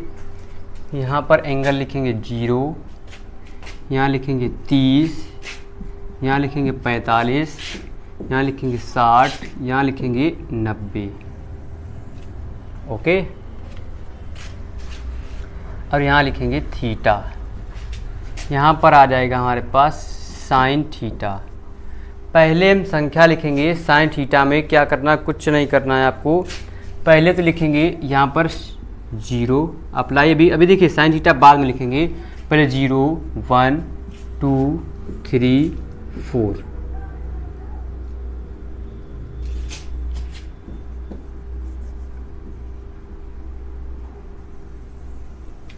ऐसे ऐसे लाइन खींच लेंगे, सबको डिवाइडेशन कर देंगे ऐसे, और इसका ऐसे। 0 1 2 3 हो गया, सबके बटे में 4 से भाग कर देंगे। बहुत आसान है टेबल बनाना, ठीक। उसके बाद ये थोड़ा सा ऐसे इधर आगे कर लेंगे, 2 बटे 4, 1 बटे 4, बराबर लगाने पे आसानी रहेगी। 3 बटे 4, आगे 4 बटे। अब इसका सब लोग क्या करेंगे, हम वर्गमूल ले लेंगे ऐसे, ले लिया। वर्गमूल लेने के साथ किसी भी संख्या के बटे में अगर कोई वैल्यू लिखी होती है उसका मान 0, और कोई संख्या के बटे में कोई वैल्यू लिखी होती है उसका मान होता है इन्फिनाइट। समझ गए। तो यहाँ पर क्या हो जाएगा 0, यहाँ पर 1/2, यहाँ पर 1/√2, यहाँ पर √3/4 से बाहर आ जाएगा 2, यहाँ पर बचेगा 1।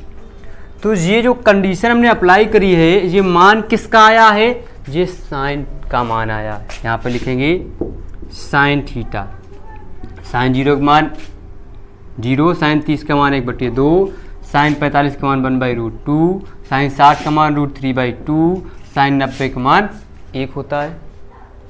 अब यहाँ पर कॉस के फार्मूले के लिए कॉस जो मान होता है, कॉस थीटा जो होता है बहुत आसान होता है। कॉस थीटा के लिए जो 90 का मान होता है वो 0 पे आ जाता है, जो 0 का मान होता है वो 90 पे आ जाता है, और जो 60 का मान होता है वो √30 पे आ जाता है, जो 30 का मान होता है वो 60 पे पहुँच जाता है, 45 का मान सेम रहता है। जी हो गया आपके पास साइन कॉस के मान आ गए फार्मूले। अब बचा हमारे पास टेन थीटा बराबर होता है साइन थीटा बटे कोस थीटा, अभी फार्मूला लिखाया हमने। अब साइन 0 बटे कोई संख्या होती है उसका मान क्या होता है 0। ओके, समझ पा रहे हो ना। और 1/2 से 1/2 कट जाएगा तो क्या बचेगा जी 1/3, और ये 1/√2 1/2 क्या हो जाएगा 1, 2 से 2 कट जाएगा, ये बचेगा √3 और ये बचेगा 1। अब देखिए इसी का जो सप्लीमेंट होता है हमारे पास क्या होता है, उल्टा होता है कॉट थीटा का। तो यहाँ लिख लेंगे, तो कॉट थीटा में जो 90 का मान है वो 1 पर 0 पर, और 0 का मान है वो 90 पर, जो 30 का मान है वो 60 पर, जो 60 का मान है वो 30 पर, और 1 पर वैसे रहेगा। हो गया। अब देखिए यहाँ पर होता है सेक थीटा, सेक थीटा बराबर होता है 1/cos थीटा। अब 1/cos थीटा है तो cos का मान 1/1 क्या हो जाएगा 1। अब 1/बटा कहाँ पहुँच जाएगा ऊपर, तो ये हो जाएगा 2/√3। अब यहाँ पर हो जाएगा ये √2, यहाँ पर हो जाएगा 2, और अगर हम 1 के बटे में 1 कर देंगे क्या हो जाएगा हमारे पास 1 ही आ जाएगा, क्यों 1/cos, सॉरी यहाँ पे 90 की जगह पे 0 आ जाएगा, गलत लिख दिया है, तो यहाँ पर इन्फिनाइट आ जाएगा। किसी भी संख्या के बट्टे में 0 होता है इन्फिनाइट। अब तो जी हो गया सेक का। अब बचा कॉसेक का, तो कॉसेक थीटा बराबर होता है 1/sin थीटा। 1/sin थीटा तो 1/0 इन्फिनाइट। अब जो सेक का होता है वो कॉसेक का उल्टा हो जाता है, सेक 90 का मान क्या होता है 0 में आ जाएगा, 0 का मान क्या हो जाएगा 90 में क्या हो जाएगा 1, और 60 का मान 2 पे, और 30 का मान 60 पे, और ये √2।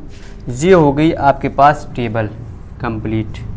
आप देख सकते हैं ऐसे आपको टेबल बनाना है। टेबल को भी आप स्क्रॉल कर सकते हैं, स्क्रीनशॉट ले लीजिए, आप लोगों को जल्दी से बना सकते हैं। आपको दिख रही होगी पूरी फुल टेबल आपके स्क्रीन पर। ये हो गए आपके पास ट्रिग्नोमेट्री के सारे फार्मूले, रिवाइज करवा दिए आपको, नोट कर लीजिए जल्दी से, फिर आगे बढ़ते हैं।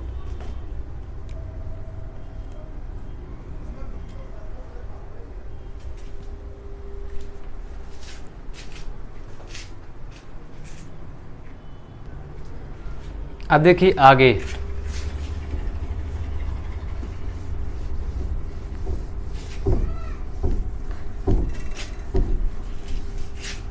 ये ट्रिग्नोमेट्री हो गई आपके पास पूरी कंप्लीट।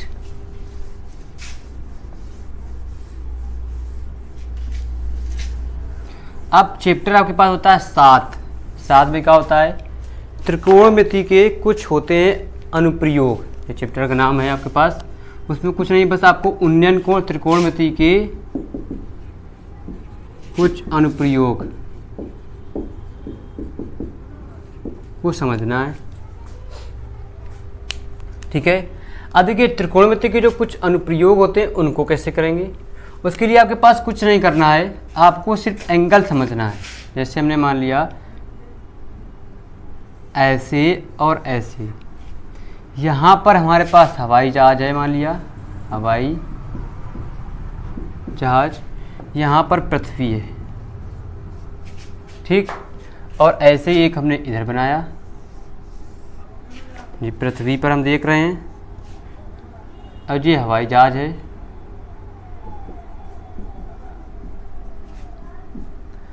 अब देखिए इसका जो एंगल है और एक जी यहाँ पर कंडीशन ध्यान रखना है, जब हम हवाई जहाज से नीचे की ओर, जब पृथ्वी से हवाई जहाज को देखते हैं तब जो एंगल बनता है हमारे हवाई जहाज और वहाँ से ऐसे करके ऐसे ऐसे आँख से और ऐसे पृथ्वी के पास में, वो होता है हमारे पास उन्नयन कोण। ठीक, जब हवाई जहाज से हम देखते हैं पृथ्वी की ओर, मान लिया अभी बैठे नहीं तो जब बैठेंगे तब ध्यान रख सकते हैं, या एक 5 माले की बिल्डिंग के ऊपर आप खड़े होंगे, उसके बाद नीचे देखेंगे तो वो होता है अवनमन कोण। यहाँ पर जो थीटा होता है वो क्या होता है, अवनमन कोण। बस इतना ही समझना, बाकी वही त्रिभुज के बारे में जानना है, जो होता है कर्ण, जो होता है लंब, जो होता है आधार, इतना समझना है। ये था आपके पास त्रिकोणमिति के कुछ अनुप्रयोग में 81 की जगह पे ये कर सकते हैं हम 82 नंबर फार्मूला। ओके, ऐसा समझना है। 82 हो गया। अब बताते हैं आपको 83 मतलब 83 नंबर फार्मूले पे पहुंच चुके हैं। अब आगे जो चैप्टर आपके पास है रचना है, कंस्ट्रक्शन। कंस्ट्रक्शन में कुछ नहीं है, बस बेसिक 2-3 चीज़ें हैं वो तुम्हें पढ़ना है।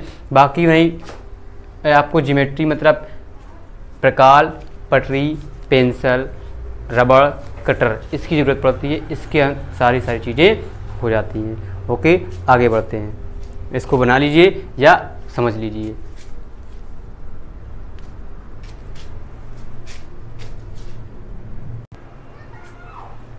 देखिए यहाँ पे आपके पास अध्याय 8 चैप्टर 8 है, रचनाएं एवं कंस्ट्रक्शन। इसमें से रचनाएं आपको पढ़ना है। रचना के बारे में आपको कुछ नहीं करना है, इसमें फार्मूले नहीं, बेसिक से बस 3 पॉइंट है समझना है। पहला लिखा हुआ है आपके पास, पहले में 82 था, 83, 81, 82, 83।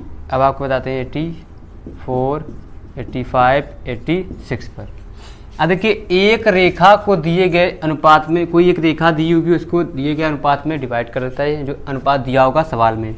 एक दिए गए त्रिभुज के समरूप त्रिभुज की रचना करना होता है। जो एक त्रिभुज दिया होगा उसी के समरूप एक इमेजिनरी त्रिभुज और बनाते हैं हम। जैसे हमारे पास ऐसे एक त्रिभुज दे दिया गया, इसी प्रति एक और त्रिभुज हम ऐसा बना लेंगे। ठीक है, इस प्रकार का। जबकि स्केल गुणांक दिया गया हो, स्केल गुणांक कम से कम या एक से अधिक हो सकता है। ठीक। तीसरा, किसी बाह्य बिंदु से किसी वृत्त पर स्पर्श रेखा युग्म की रचना करना। अब देखिए हमारे पास एक जी हमने ऐसे बना लिया, ऐसे डाटे बिंद, एक यहाँ पे पॉइंट बना लिया और इसके पॉइंट से हमने ऐसे यहाँ पर और स्पर्श रेखा ऐसे यहाँ पर हमने रचना करना होती है, वो आपके पास तीसरा पॉइंट हो गया। ऐसे करना है, नोट कर लीजिए, समझ लीजिए, स्क्रीनशॉट लीजिए। आगे बढ़ते हैं चैप्टर नंबर 9 की ओर।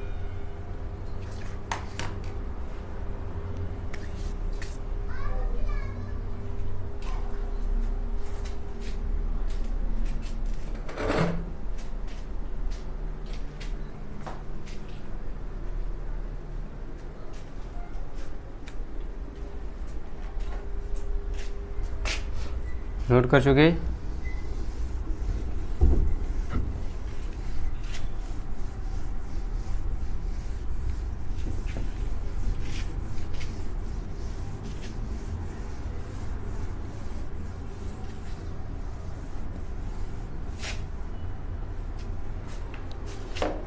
देखिए चैप्टर 9 अध्याय 9 में आपके पास है वृत्तों से संबंधित क्षेत्रफल। वृत्तों से संबंधित क्षेत्रफल। क्या? वृत्तों से संबंधित आपका क्षेत्रफल। अब वृत्त, यहाँ पर हमारे पास जी हमने एक वृत्त बना लिया ऐसे, यहाँ से यहाँ तक की ये हमारे पास त्रिज्या होती है, जिसको मान लेते हैं R, यहाँ से यहाँ तक, और जो व्यास जो होता है वो पूरा होता है यहाँ से यहाँ तक, और इसी में जो पॉइंट O होता है इसकी जो परिधि होती है परिधि, ऐसे जाकर ऐसे जाकर ऐसे जाकर मिलती है उसको बोलते हैं परिधि। इस वृत्त से हमें बनाना है 87 के बाद ये आ गया 88 फार्मूला। यहाँ होता है हमारे पास वृत्त का व्यास, क्या होता है 2 टाइम्स जो हो जाती है हमारे पास त्रिज्या। ठीक, यहाँ पे अगर हम वृत्त की त्रिज्या निकालेंगे तो ये हो जाता है हमारे पास व्यास बटे हो जाएगा 2 89। अब जो हो जाएगा हमारे पास 90 में आपके पास आ जाएगा वृत्त का व्यास। अब वृत्त का क्षेत्रफल का फार्मूला होता है, वृत्त का क्षेत्रफल क्या होता है पाई आर स्क्वायर। 91 पे हो जाता है हमारे पास वृत्त की परिधि। परिधि होती है हमारे, इसका मात्रक होता है हमारे पास सेंटीमीटर स्क्वायर या मीटर स्क्वायर। परिधि होती है 2 पाई आर। ये वृत्त के बारे में इतनी चीज़ें आपको पता होनी चाहिए, ये आपके पास होना चाहिए ज्ञान। आप लोग इसको स्क्रीनशॉट लीजिए, छोटा छोटा है, फिर आगे बढ़ते हैं।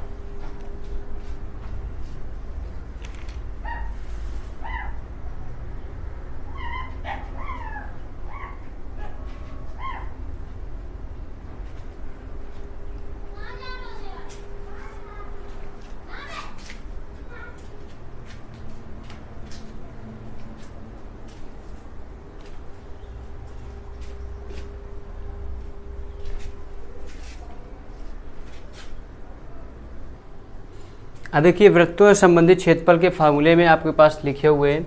अब देखिए आपको हम फार्मूले लिख दिए हैं क्योंकि ऐसे टाइम ज़्यादा वीडियो बहुत बड़ा लेंथी होने वाला है, क्योंकि 1 आवर से भी एबव हो गया, 1.5 आवर का भी होने वाला है, तो मतलब 1.5 घंटे से समथिंग होने वाला है। इस वजह से आपको लिख रहे हैं, आप लोग फार्मूले से पढ़े होंगे, आपको पता होंगे। जैसे लिखा है त्रिज्यखंड का क्षेत्रफल। त्रिज्यखंड का जो क्षेत्रफल होता है वो क्या होता है पाई आर स्क्वायर थीटा बटे 360 होता है। ठीक, मतलब इस त्रिज्यखंड का मतलब इसका जो त्रिज्या इसका क्षेत्रफल अगर आप पूछेंगे तो पाई आर स्क्वायर थीटा बटे 360। अगर त्रिज्यखंड का क्षेत्रफल हमसे पूछेगा तो ये लगाएंगे। अगर त्रिज्यखंड का क्षेत्रफल नहीं, अगर थीटा आर ने तुम्हें लंबाई दे दी तो एल आर अपान 2 भी लगा सकते हैं। ठीक, जहाँ क्या होता है एल त्रिज्यखंड की लंबाई है, थीटा त्रिज्यखंड का कोण होता है। फिर लिखा है 95 में त्रिज्यखंड के चाप की लंबाई कैसे निकालते हैं, एल इंटू में जो पाई आर, एल बराबर पाई आर थीटा बटे 180 डिग्री कर लेते हैं त्रिज्यखंड के चाप की लंबाई निकालने के लिए। फिर वृत्तखंड, एक वृत्तखंड का क्षेत्रफल, वृत्तखंड मतलब इस जो यहाँ पर इसका जो इतना जो वृत्त का क्षेत्रफल बच रहा है वो कैसे निकालेंगे, वृत्तखंड का क्षेत्रफल निकालने के लिए ये देखिए यहाँ से यहाँ तक बचा और जो इतना पोर्शन बच रहा है ये चीज़, तो ये होता है पाई आर स्क्वायर इंटू में पाई थीटा बटे 360 माइनस का साइन थीटा बाई 2 होता है। एक वृत्तखंड, वृत्तखंड ए ओ बी, ये इतना होता है जो वृत्तखंड यहाँ से यहाँ तक जो निकालते हैं ए ओ बी का क्षेत्रफल, वो क्या होता है ए ओ बी का क्षेत्रफल बराबर 1/2 आर स्क्वायर साइन थीटा हमारे पास होता है। तो आप लोग इसको स्क्रीनशॉट ले लीजिए, जल्दी से आपको फार्मूले रिवाइज हो जाएंगे क्विक फायर स्पीड में।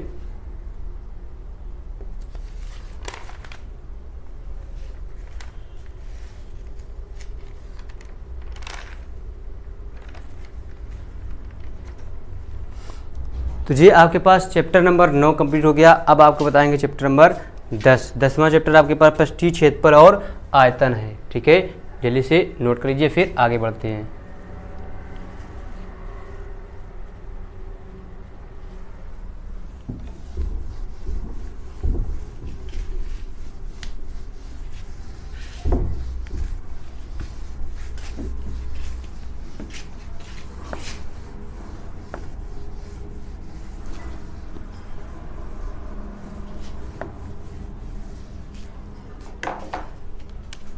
चैप्टर नंबर 10 पृष्ठीय क्षेत्रफल और उसका और आयतन है।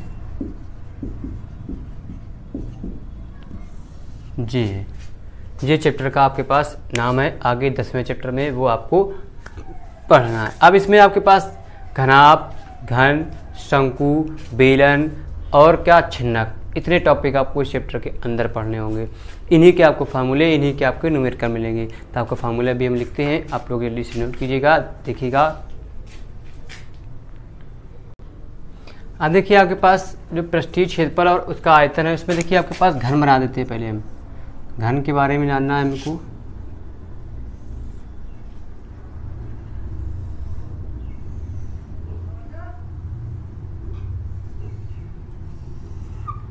जी देखिए इसको ऐसे, इसको ऐसे, इसको ऐसे, इसको ऐसे मिला लेंगे। ये जो साइड होती है वो हमारी ऊंचाई होती है h, जो साइड होती है वो होती है लंबाई, और ये जो होती है साइड वो होती है हमारे पास ब्रेड्थ, मतलब चौड़ाई। ठीक, अब देखिए यहाँ पर हमारे पास घन पे पता करना है। जो क्यूबॉइड होता है घन, घन क्या होता है 99 पे, घन का आयतन, आयतन हमारे पास जो हमारा रूम है, जो क्राइटेरिया है, मतलब एक रूम है, उसका हमें वॉल्यूम निकालना होता है। वो हमें क्या करना है, लेंथ, ब्रेड्थ और हाइट को मल्टीप्लाई कर देते तो उसका वॉल्यूम पता चल जाएगा हमें क्यूबॉइड का। तो वो होता है लंबाई गुणे चौड़ाई गुणे ऊंचाई, और ये मात्रक मीटर क्यूब या सेंटीमीटर क्यूब, कुछ भी आपको जो दिया होगा वो रख देंगे। फिर होता है घनाभ का संपूर्ण पृष्ठ क्या होता है, 2 times LB plus BH plus HL into में मीटर स्क्वायर होता है। फिर होता है घनाभ का विकर्ण, घनाभ के विकर्ण का फॉर्मूला होता है √L² plus B square plus H² into में मीटर। जो हमारी यूनिट लिखी हुई है, ये भी यूनिट लिखी हुई है, मात्रक इसको बोलते हैं।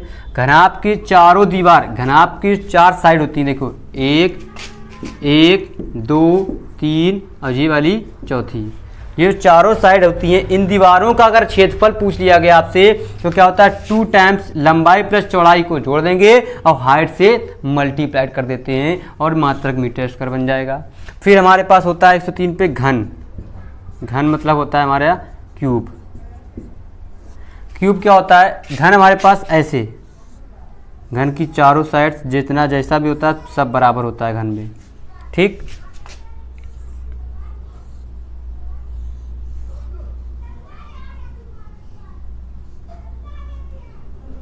ये भी ए, ये भी ए, ये भी ए, ये भी ए, ये भी ए, ये भी, सब चीज़ बराबर होती है सारी साइड्स। अब सब चीज़ बराबर होगी हमारे पास ए, तो यहाँ पे घन का जो आयतन होता है वो क्या होता है भुजा, मतलब इसको बोलते हैं साइड, साइड या इसको भी बोलते हैं साइड या भुजा, हिंदी में बोल देते हैं। ठीक, अब जो होता है साइड, घन का आयतन भुजा का क्यूब, सॉरी क्यूब होगा यहाँ पे, और ये ए क्यूब, मात्रक ये लिखा हुआ है मीटर क्यूब। ठीक, 104 पे घन का पृष्ठीय क्षेत्रफल भी होता है 4 टाइम भुजा का स्क्वायर। पृष्ठीय क्षेत्रफल क्या होता है 4 टाइम भुजा का स्क्वायर, या जो हो जाएगा 4a²। फिर 105 पे होता है घन का संपूर्ण पृष्ठीय क्षेत्रफल 6 भुजा का स्क्वायर या 6a² हो जाता है। फिर 106 पे होता है घन का विकर्ण, विकर्ण क्या होता है √3 इंटू में भुजा बराबर √3 इंटू में a मीटर हो जाता है। तो ये आपके पास हो गए घन आप और घन के फार्मूले, आप लोग जान गए। ये वो जो इंपॉर्टेंट फार्मूले हैं, आप लोग हैशटैग कुछ बना सकते हैं यहाँ पर। ये फार्मूले ही अगर नहीं याद होंगे तो आप इनके सवाल कैसे लगा पाएंगे। बहुत ही इजी वे में आपको बता रहे हैं कि ये फार्मूले भी आपको याद होंगे तभी आप सवाल, क्योंकि फार्मूला भी अगर आपने गिवन लिखने के बाद फार्मूला लिख दिया, अगर 5 नंबर का सवाल है तो आपको 1 से 1.5 या 2 नंबर आपको कन्फर्म मिल जाएंगे गिवन और फार्मूले पर। ठीक है, तो इस वजह से आप लोगों को ये सवाल जरूर, ये फार्मूले इसी वजह से आपको बेसिकली ये बता रहे हैं, क्योंकि मैं पढ़ा तो सब चीज़ चुका हूँ, तो दोबारा फिर से पढ़ा रहा हूँ, लेकिन पढ़ाने पे आप लोग, लेकिन बेसिक चीज़ें आपको पता होनी चाहिए फार्मूले। तो आप लोग ये नोट कर लीजिए, फिर आगे बढ़ते हैं।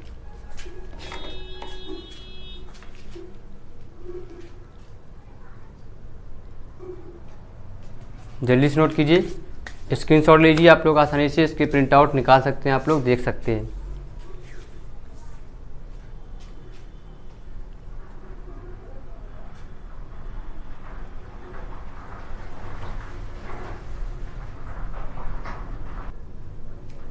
देखिए यहाँ पे आ गया लंबवृत्तीय बेलन। ठीक है, स्फेरिकल सिलेंडर होना चाहिए था। अब देखिए यहाँ पे हमारे पास बेलन, एक बेलन बना लेते हैं पहले तो हम।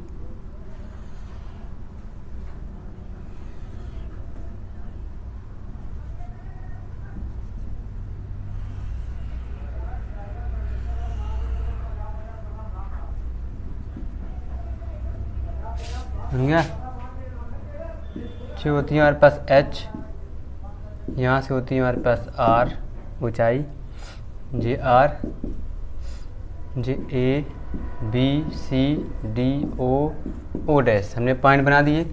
अब देखिए यहाँ पर फार्मूला लिखा है बेलन का आयतन। बेलन का आयतन क्या होता है हमारे पास, पाई आर स्क्वायर इंटू में h और ये मीटर क्यूब। बेलन का आयतन क्या होता है, पाई आर स्क्वायर इंटू में h मीटर क्यूब। और 108 पे हमारे पास क्या है, बेलन का वक्र पृष्ठीय क्षेत्रफल क्या होता है, फार्मूला वक्र पृष्ठीय क्षेत्रफल होता है, वक्र पृष्ठीय मतलब वक्र के साथ में तो 2 पाई आर इंटू में h हो जाता है हमारे पास। ठीक है, इसे देखो परिधि हमारे पास 2 पाई आर होती है, ये देखो यहाँ से यहाँ तक, यहाँ से यहाँ तक आधी आधी 2 और ये h हमारे पास साथ में आ गया मल्टीप्लाइड। अब बेलन का संपूर्ण पृष्ठीय क्षेत्रफल क्या होता है, पूरा यहाँ से यहाँ तक पूरा होल में 2 पाई आर इंटू में h प्लस का r होता है। तो ये होता है हमारे पास 109 पर। फिर जहाँ r बेलन की त्रिज्या होती है और h बेलन की ऊंचाई होती है। फिर जी हमारे पास आ गया दूसरा, ये होता है 110 और 111 और 112 और 113। अब देखिए यहाँ पर होता है खोखला बेलन, हॉलो सिलिंड्रिकल। खोखला बेलन, एक बेलन के अंदर दूसरा बेलन बनाना।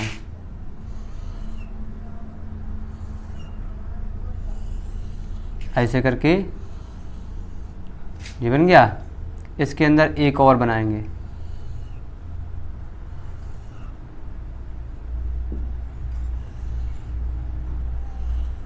ऐसे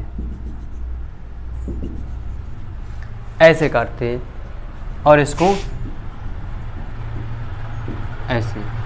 तो ये हमारे पास ये हो गए पॉइंट। ये होता है हमारा खोखला बेलन, इसको बोलते हैं हॉलो सिलिंड्रिकल। ठीक है, एक चीज़ गड़बड़ हो गई, ऐसे नहीं बनेगा हॉलो सिलिंड्रिकल, सॉरी।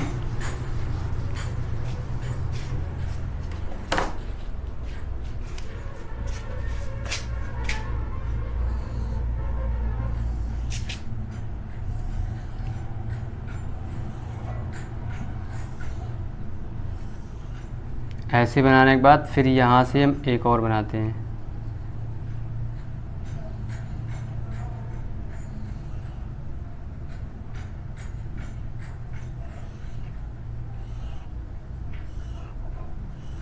ये बना। हाँ देखो, खोखले बेलन का आयतन क्या होता है, अंदर वाली जो त्रिज्या होती है यहाँ से यहाँ तक स्मॉल आर और जो बाहर वाली होती है यहाँ से यहाँ तक कैपिटल आर। तो पाई इंटू में h, ऊंचाई तो हमारे पास दोनों पे सेम ही रहती है अप्रॉक्स में हमारे पास। तो पाई इंटू में कैपिटल आर की त्रिज्या माइनस स्मॉल आर की त्रिज्या का स्क्वायर इंटू में h मीटर क्यूब हो गया। फिर खोखले बेलन का संपूर्ण पृष्ठीय क्षेत्रफल, मतलब ये पूरे का क्षेत्रफल क्या होता है, 2 pi capital R plus small H, दोनों की त्रिज्या जोड़ देंगे और हाइट और बाहर वाली त्रिज्या को अंदर वाली त्रिज्या से हम अंदर वाली त्रिज्या बाहर वाले हाइट और त्रिज्या से घटा देते हैं। खोखले बेलन का वक्र पृष्ठीय क्षेत्रफल क्या होता है, 2 pi capital R plus small r into में h मीटर स्क्वायर होता है। एक संपूर्ण बाह्य पृष्ठीय, इसका पूरा बाहर का जो पृष्ठीय क्षेत्रफल होता है वो होता है 2 पाई आर एच इंटू में 2 pi R square minus capital R square minus small R square. जहाँ इसकी वो होती है त्रिज्या जो लिख लेंगे हम, कैपिटल आर होता ही बाहरी त्रिज्या होती है जहाँ में, और स्मॉल आर होती है हमारे पास आंतरिक त्रिज्या।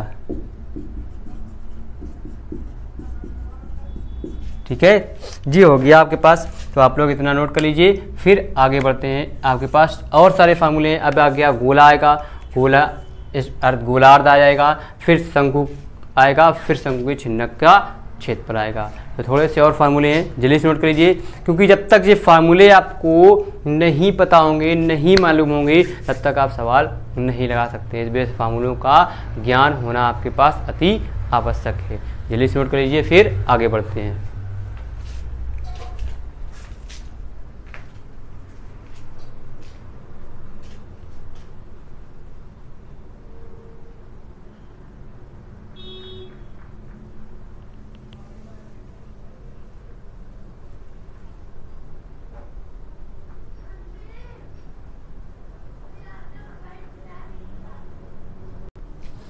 अब देखिए आपके पास आ गया गोला, स्फीयर। स्फीयर में हमारे पास जे बी आर पूरे आर।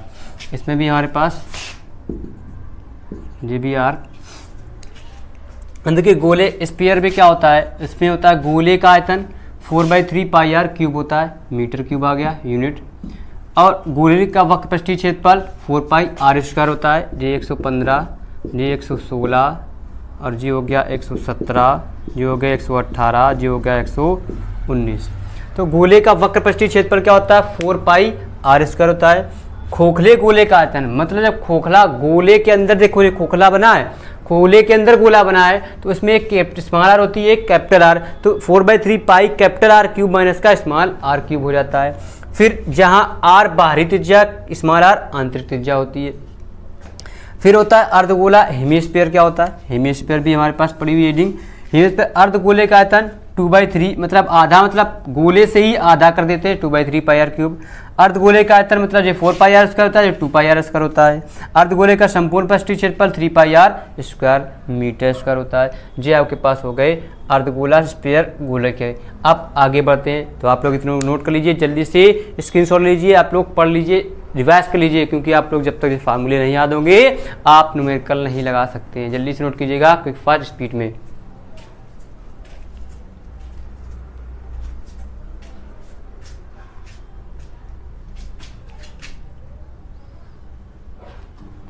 फिर आगे बढ़ते हैं।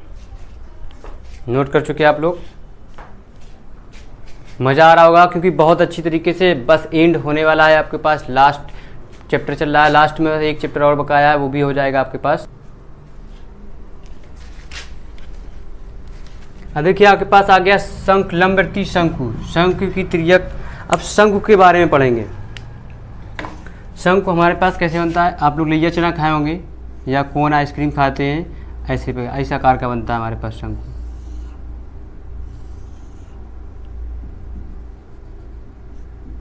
ये होता है, ये हमारे पास ओ होता है, जी स्मॉल आर होता है यहाँ से यहाँ तक, जी त्रिज्यक ऊंचाई एल होती है, जी एल, और जी होता है एच। ये होता है हमारे पास शंकु। अब देखिए यहाँ पे शंकु का आयतन होता है 1/3 पाई आर स्क्वायर एच, याद होगा। शंकु का वक्र पृष्ठ पाई आर होता है, शंकु का संपूर्ण पृष्ठ पाई आर एल प्लस कार होता है। शंकु की त्रिज्यक ऊंचाई एल बराबर under r square plus h square, जी 121, 122, 123। जहाँ एल त्रिज्यक ऊंचाई होती है, एच शंकु की ऊंचाई होती है, और आर शंकु की त्रिज्या होती है। ठीक, जो हो गया आपके पास ऐसे, ये शंकु हो गया। अब आता है शंकु के छिन्नक, छिन्नक के बारे में तो आप लोगों को बताएंगे वही फार्मूले। आप लोग पहले इसको नोट कर लीजिए, फिर आगे बढ़ते हैं।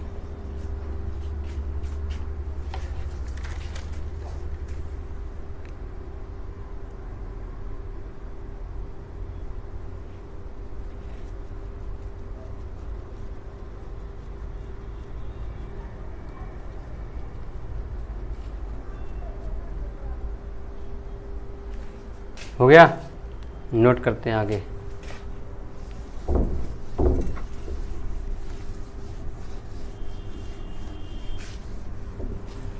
अब आपके पास जो टॉपिक है क्या है, शंकु के छिन्नक। ये तो होता है शंकु का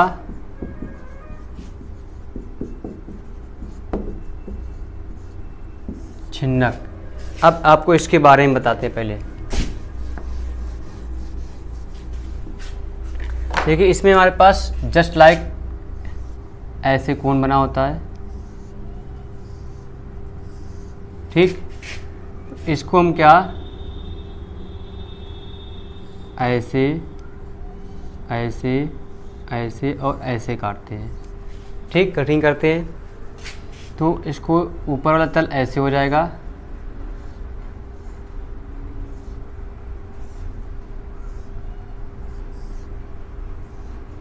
जी ऐसे। अब इसी का एक दूसरा जो पार्ट शंकु का छिन्नक बताते हैं कैसे निकलता है। ये तैयार हो जाता है हमारे पास शंकु का छिन्नक। ऐसे कटिंग करते हैं, शंकु को ही काटते हैं, शंकु के छिन्नक को। अब यहाँ पर लिख लेते हैं आधार के तल पर कटा हुआ, आधार के तल पर कटने से। फिर ये होता है अलग अलग दो भाग, अलग अलग दो हिस्से, शंकु का चिन्हक हो गया। अब इसके फार्मूले होते हैं, वो हम आपको लिख रहे हैं, आप लोग देखिएगा। पहले आप इतना करिए जल्दी से, क्विक फास्ट स्पीड में। अब देखिए शंकु के चिन्हक के अब फार्मूले आ गए तुम्हारे पास, लिखे हुए हैं स्क्रीन पर, बता देते हैं हम आपको क्या करना है। 124 शंकु के चिन्हक का आयतन होता है 1/3 पाई h इंटू में r1 square plus r2 square plus r1 into में r2। शंकु के चिन्हक का वक्र पृष्ठीय क्षेत्रफल पाई r1 प्लस r2 इंटू में l होता है। शंकु के चिन्हक का संपूर्ण पृष्ठीय क्षेत्रफल, जिस सब मीटर में होंगे, मीटर स्क्वायर, ये मीटर क्यूब, ये मीटर स्क्वायर, और पाई r1 प्लस r2, पाई r1 square plus r1 into में r2 का होल स्क्वायर। शंकु के चिन्हक की त्रिज्यक ऊंचाई l बराबर क्या होता है, h square plus r1 plus r2 का होल स्क्वायर। और शंकु के चतुर्थांश का जो वक्र पृष्ठ होता है pi capital plus small r into में l माइनस का कैपिटल माइनस का स्मॉल l होता है। तो ये हो गया हमारे पास 125, 126, 127 और 128। जी आपके पास हो गया शंकु का चिन्हक। तो ये 10वां चैप्टर कंप्लीट। अब आपके बचा है सांख्यिकी के बारे में बता देते हैं, फिर आपके पास चैप्टर का समापन हो जाएगा, फार्मूले आपके समाप्त हो जाएंगे। तो जल्दी से नोट कर लीजिए, फिर आगे बढ़ते हैं।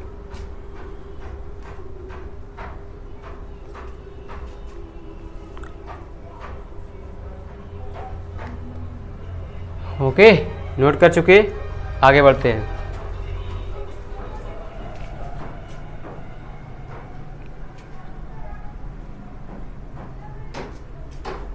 तो आगे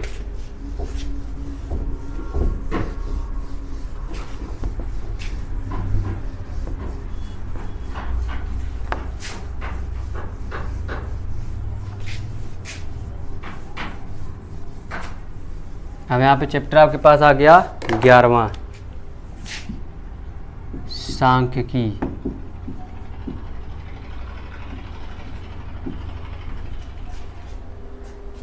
ठीक, अब सांख्यिकी के बारे में पढ़ेंगे। सांख्यिकी में हमारे पास दो संख्याएं, कई सारी संख्याएं दी, इसे x1, x2, x3 dot dot dot dot dot xn तक दे देंगे। तो अगर तुमसे इससे पूछ दिया जाए समांतर माद बताओ, समांतर माद, तो इसको प्रोसेस करते हैं हम x बार से। अजी होता है हमारे पास x1 plus x2 plus x3 plus x4 dot dot dot plus xn तक, अब बटे टोटल नंबर ऑफ n। यह इसी का दूसरा फॉर्मूला होता है x बार बराबर होता है क्या, पदों का योग बटे कुल संख्या, ऐसे लिख सकते हो, या x बार बराबर समेशन ऑफ fi इंटू में xi बटे समेशन ऑफ fi। एक जे भी होता है और एक जे, तीनों फार्मूले आपके पास सिमिलर हैं। अगर यहाँ संख्याएं दे देगा तो जे लगाएंगे, अगर टेबल में वर्ग अंतराल दे देगा तो जे वर्ग अंतराल के लिए है, वर्ग अंतराल में। ये हो गया आपके पास सांख्यिकी का। तो आप इतना नोट कीजिए, फिर आगे बढ़ते हैं स्टैटिक्स में, आगे बताते हैं आपको।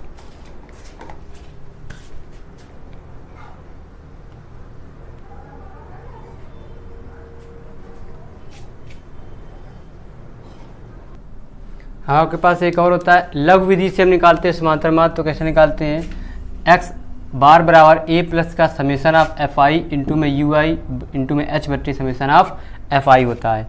एक काल्पनिक माद होता है, ठीक, और जो हमारा ui a हम क्या माध्यिका जो निकाल लेते हैं वर्ग अंतराल से मध्यमान, उसके बीचों बीच की जो होता है वो होता है कल्पित माद a, और ui xi माइनस का a अपॉन h जो होता है हमारे पास अधिकतम में से निम्न को घटा लेते हैं मध्यमान को, उसमें से हमें जो वैल्यू मिलती है वही हमारा h होता है। मतलब डिफरेंस बिटवीन मध्यमान in two minimum and maximum point, कोई भी घटा लोगे आपको दोनों सब में सेम मिलता है, वही हमारा h होगा। अगर सेम नहीं मिलेगा तो वो h नहीं होगा।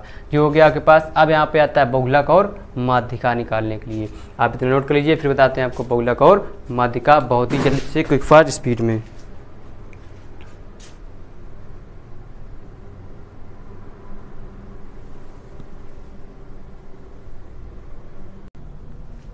अब देखिए आपके पास है माध्यक या माध्यिका ज्ञात करने के लिए फॉर्मूला m बराबर होता है L1 प्लस L2 माइनस का L1 बटी होता है समेशन ऑफ f और n/2 माइनस का f होता है, या m बराबर L प्लस n/2 माइनस का f और बटी क्या हो जाएगा समेशन ऑफ f इंटू में h।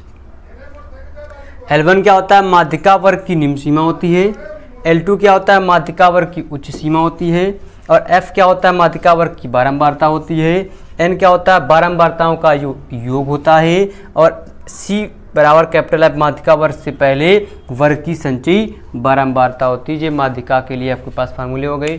अब आगे जाएगा आपके पास बहुलक, तो इसको नोट कर लीजिए, फिर बताते हैं आपको बहुलक के बारे में जल्दी से क्विक फास्ट स्पीड में।